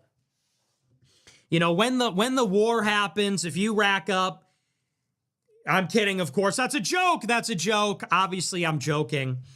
We'll have to see. You might be marginal. Depends on how white you are. Your brother watches Candace Owens. That's just cocked. If you're a guy, I'm sorry. That's just cocked. It is cut. If you're a That woman, is I get hella it. Women are cut. retarded. But if you're a guy and you're watching Candace, there's just like no excuse. NotiFed sent $30. Super chatter. Nick, how can I be intelligent? Nick, be curious, observe, make reasonable connections, utilize perspective, critically think. Super chatter. But what book can I read? Yeah, very good. JD Well Vance's done. thyroid sent $20. I think your biggest obstacle to mass popularity is the girlfriend industrial complex. All of my friends, including non-whites, are fans of you or your ideology, but the only ones that are hesitant are the ones with girlfriends or wives. Real. So glad I solidified my beliefs without a bitch in my ear telling me they're problematic. Simps. That's okay because the real niggas will kill the simps. Okay. That's what you don't understand. Is like people say, you're never going to win 50% with that. You know, I don't need to win 50%. I just need like 10% that are just tougher and louder and meaner. The thing about simps, the simps will never support me, but they will never be able to oppose me. That's the thing. I don't fear simps and women. Women and simps should fear the army that I'm raising. You see? See what I mean? I don't fear women and simps. I don't want their support. I don't need their support. I'm going to do the right thing for incels. But seriously, I'm radicalizing the real niggas. The real niggas are what you need to worry about. Real niggas run the world. Real niggas are the ones you need to be afraid of. So I don't need the simps. I don't need their wives. They cannot oppose us. They're not strong enough. We need the people that are not simps. Biggest niggas 420 sent $20. What's your bench max? Not that I'm a homosexual or anything. I received the America First hat a couple weeks ago. I and don't mods know, at the gym. man. I'm not benching. Era PR Grow, I percent $20. QZ Not just came in. benching Very anything. nice. ABT to go mog at my office job with this on. My humble shirt salesman nigga THX. Let's go. Well, hey, be safe out there. Baytown Bus sent $20. Wife had our first son 2 nights ago. Score 1 for the good guys. Whites now 7.00001% of the world population. Congratulations. A PX Nona sent $25. Bannon, Fuentes 2028 America First. USA emoji. Who knows? Maybe, you know, I saw an article today. They said Bannon might run. They said McEntee might run. It's the Irish. We run this shit. That would be sort of interesting. I saw this article on Real Clear Politics. It said Trump is leaving the field open. They said Bannon might run. They said McEntee might run. That would be an interesting one. For those that don't know, McEntee's been around forever. He was head of PPO in 2020. He's like an OG Trump volunteer. I'm sure you've seen him. He was like Right Stuff. He was Right Stuff dating on TikTok. Went pretty viral a few years ago. That'd be one to watch. Bannon I like. Firebird 1822 sent $20. Hey Nick, I'm 19 and an HVAC. Just wanted to say thank you for opening my eyes to this world and a great show as usual. Hey, thanks a lot, WHVAC. Johnny Blaze sent $20. All-time highs into an after-hour tariff announcement. What for Sniffy what? Bomb sent $20. Epstein is the best Jewish fixer for pizza. Yeah. Dr. Saint sent $25. Heard you talking last night about how most male protagonists these days are simps. You should check out Dexter. He ain't no bitch and the concept is cool AF. A serial killer who kills serial killers. Bullshit. That dude is like a coated Skittles guy. He's a man of the rainbow. That Dexter, the whole thing is not normal. My reaction to that information is just, you should check out Dexter. He's not a bitch, and the concept is really cool. Something about that show and that character I've never liked. You're exactly the kind of person that I've been trying to avoid my entire. Well, not only it's a white guy that's all these things, but he's a serial killer. How are you going to honestly sit here and say that that isn't bashing white men? Come on. The dude is a serial killer. I hope you know that. You're exactly the type of person in a 28 or 30 the type of person that says stuff like that I just try to avoid my entire life. You wind up in conversations with people like this. They talk about TV show characters like that. Ugh. Goodness. Jensen WK sent $25. First time donor here. Got my quarter zip and warrant around campus today. Nobody has gotten triggered yet, but a few guys said it was fire. What would you tell someone who's non-denominational to convince them to become Catholic? Love your show, man. Keep being a voice of reason. I don't know, dude. The Bearded Indian sent 20. I just,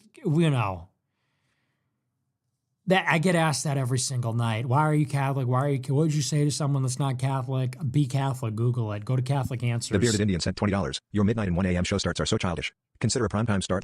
Sniffy Bomb sent $20. The stupid goy in the previous super chat doesn't know primetime is Knickers time.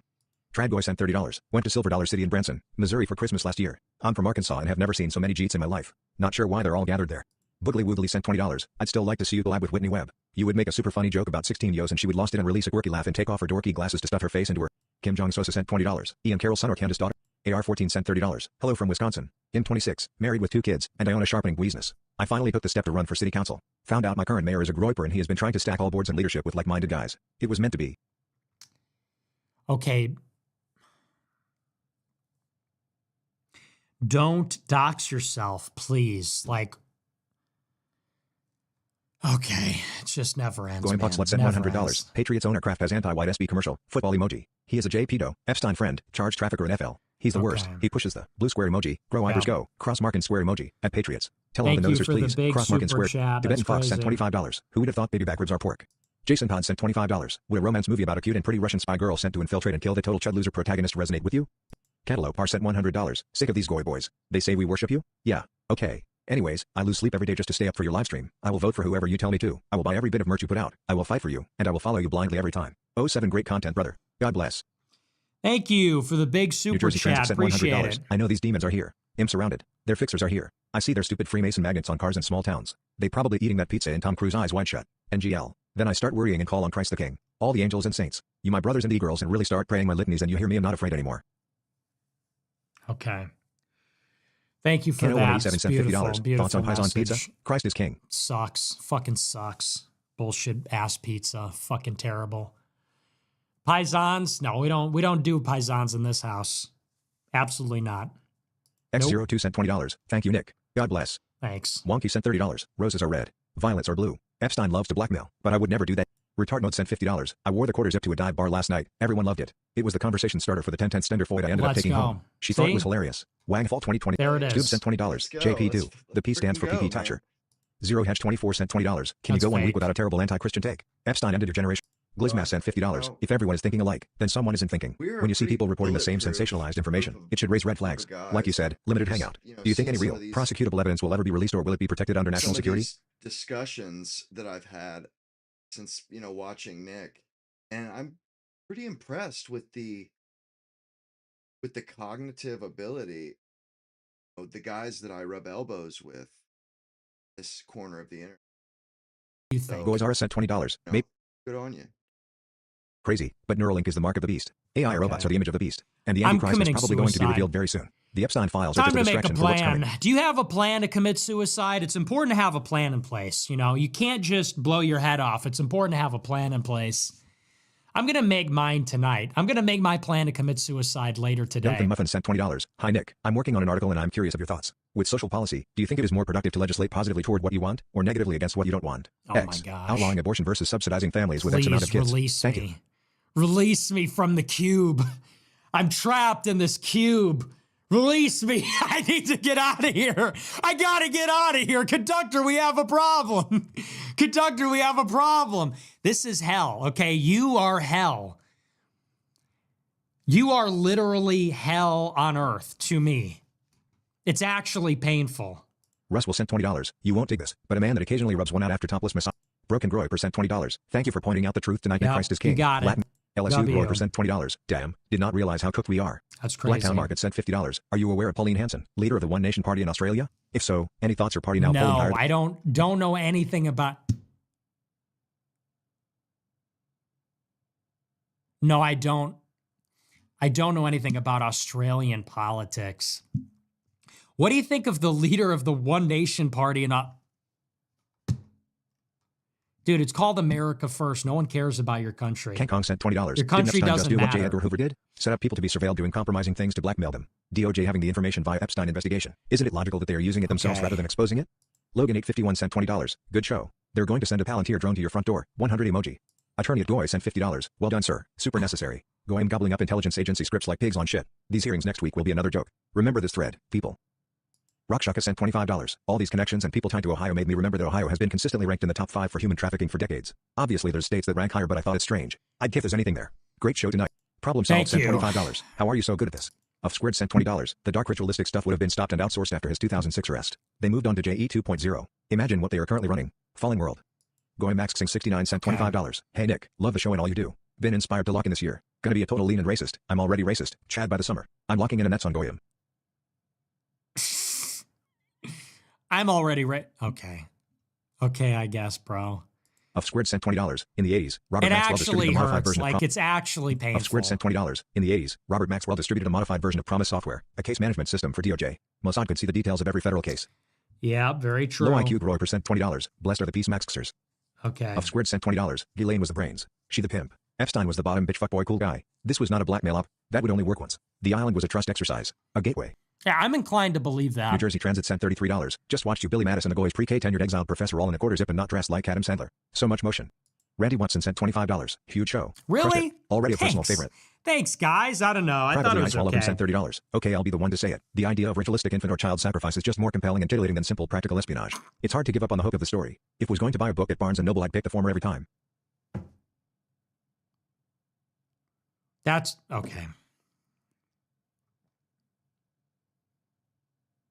Yeah, that's a real that you're making the same point that this entire show was about. Okay, I'm so glad that that's what this whole show is about tonight. full streamed. And bro says, "I'm just gonna say it. Almost always. It's a more is. compelling hook. Like if I went to a bookstore. Yeah. Okay. Yeah. Thank you for your enlightened analogy. Thank you. Randy Watson sent $25. No, thank Huge you show. for that. Crushed it. Already a personal favorite. Thank you. One Hoop One sent $30. Are you Thank familiar with you, Eric thank Weinstein's public you, account of his thank meeting you. at Epstein's townhouse during his time at Deal Capital? Also worked with Thanks. open societies before that. Thoughts? Yup. Yeah. I am, and he's the head of the intellectual dork web. So there you go. DeBalzac sent $20. His blackboard display posed math and he pontificates about dividing by zero in an interview. I have a PhD in physics and I think this guy had a middle school understanding of math. Yep. Schopenhauer was right, sent $100. Outstanding. Thank you. Thanks. Thank you for the big super Business Better chat. sent I $20. really Believe in the time appreciate it. travel. Ignore the dual ethic. Good show, great. Oh, it's this guy again. Granite State Roy % $20. Excellent breakdown of the info tonight. Question: why is Tucker running interference with Ian? I don't know. That's a very good question, Definitely though. running in. Who is Ian Carroll? Where did he come from? Right. He was the one that was picked to go on Joe Rogan. He was the one that was picked to replace Candace on her show for a couple months. Where the fuck That this is guy even weird. come from? Yeah, where did he Very come weird. I'm not saying it's a conspiracy. I'm just saying it's, from? Why don't we know I don't more know about this guy's him? story. He's a How did little he sus. Orange just County Grow Iver sent appear? $100. Among Epic Stream Us. Nick. 07 from the boys over at USC. A wise That's woman once said, odd. truth is kind of. I mean, what actually has happened? The events of our world are I know obviously, as the expression goes, Candace's way stranger in Genesis, fiction. how she Stranger in started. fiction. I ju- All the I world know is a Nick's. stage. Who I said know that Ian again? Carroll's, though. The world is a stage and truth is stranger in fiction. Yeah, dude, Stranger that's than crazy. fiction. Thank you for the Marina big sent super $100. chat. They may be capping you, but they will never be capping America. Oh, very good. Thank you for Tony that. Anthony sent $200. Candace is basically Louis Farrakhan. No, Louis Farrakhan is actually based. That's the difference. Louis Farrakhan is actually based. He goes up and he goes, I'm not anti-Jew, I'm anti-termite. He goes, he says, I'm not anti-Semite, I'm anti-termite. I don't hate Jews. I hate rats. Like, whoa, you know, that's crazy. So Louis Farrakhan, he's pretty hardcore. You remember that quote? He gets up, I'm not anti-Semite. I'm anti-termite. You're like, whoa, chill, dude. Tony Anthony sent Relax. $200. Candace is basically Louis Farrakhan. Yeah. Big Tyrone Thank you for 455 sent that. $50. I Big Dog. Love from South Dakota. Love the work you do. Thank you. Pintsap sent $30. Hey Nick, Christ is king. I bought my dad the Epstein zip and he got jumped at Chick-fil-A. Really great practical joke. Man, keep it up. Love it. Love that. Lee Morty sent $50. Hey Canadian, is the interest of the United States to invade Greenland? Yes. Interchangeable it is. Economic Unit sent $20. You mentioned BFC and Ben Black, but look at the CERN your staff. Gang of Jews running the show with a few token blacks and shanks sprinkled in between. This is how most gov agencies are now. Yep, very Nick true. Mullen sent $25. Nick, describe your beliefs in the best poli-sci buzzwords. National populist, accelerationist, Schmittist, nationalist, anyism really. I don't know, dude. I'm a nationalist, I would say. Plaka 36 sent $20. Hey Nick, I'm Greek Orthodox from Australia. Have you ever looked into Orthodoxy and have you ever heard about Mount Athos? Yeah. Groy sent $20. Nick, thank you choosing bravery at such an early age and choosing to speak the truth when the whole world was put against you. Please pray for my home Alberta. We have a shot at separating from Thank Canada. you. Yeah, I would love Misfit to see Crusader it. sent $20. 2005 T-Pain falls in love with a stripper and no one bats an eye. 20 years later Nick falls in love with an OnlyFans girl and Going United sent $40. No smoking gun in the Epstein files, but it shows how Jewish elites view us as cattle. It is kind of funny though. Lolin Epstein was cool as fuck, so I had to order the quarter zip. Us going gotta stop being sheep and get our money up before Hell it's too yeah. late. Going United. America first. Well, and we need to be like that in the not in the sense of committing sexual crimes, but we need to be like that in the sense of you need to be an agent. You need to be like consider yourself as part of an extended family of white people, of Americans, and you need to be a human Swiss Army knife. That is who runs the world, is They're these human intelligence Swiss type Army knives. operatives. I'm not saying, before anybody says, he's saying to be the CIA. I'm saying to be the GIA, be the Groyper Intelligence Agency.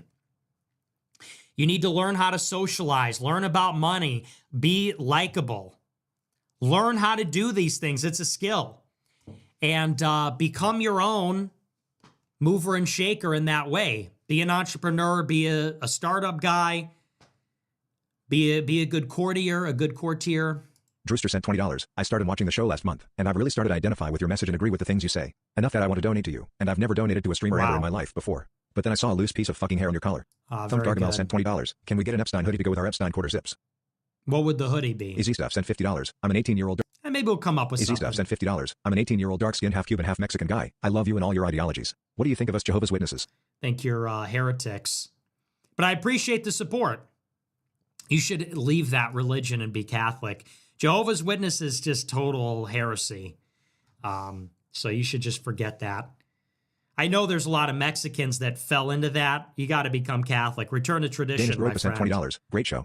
Thank you. Bears should be in the Super Bowl sent $50. Amy Dangerfield left PBD and went independent. I think she was waking up to Adam's snaky ways. Any chance y'all do a show with her now? She's great for the movement. I think the collab would be great. P.S. How are your parents doing? Yeah, I'll probably do her show at some point. They wanted me to do it. We were in Tampa at the same time, or in Florida, and I just didn't have time. It was a time crunch for me. But yeah, I'd like to do it still at some Stranger Eddie point. sent $20. We was Astral Projections and Shive. Huckleberry 999 sent $20. Thank you for saying happy birthday last night. Even though I paid, other than my wife, you're the only one who genuinely wished me a happy birthday. Growing up Catholic as well, I appreciate what you do. Come on. You were the only one that wished me. Come on, like we can't be so pick me. Do not be a pick me. Hey, you can internalize and appreciate that. You were the only one that wished me a happy birthday. No one else. Oh, you poor little guy. Aw. Come on now. I'm sorry to hear that, but I'm glad I was able to wish you happy birthday, but come on, let's not be a, come on, you don't have one other person that knows it's your birthday?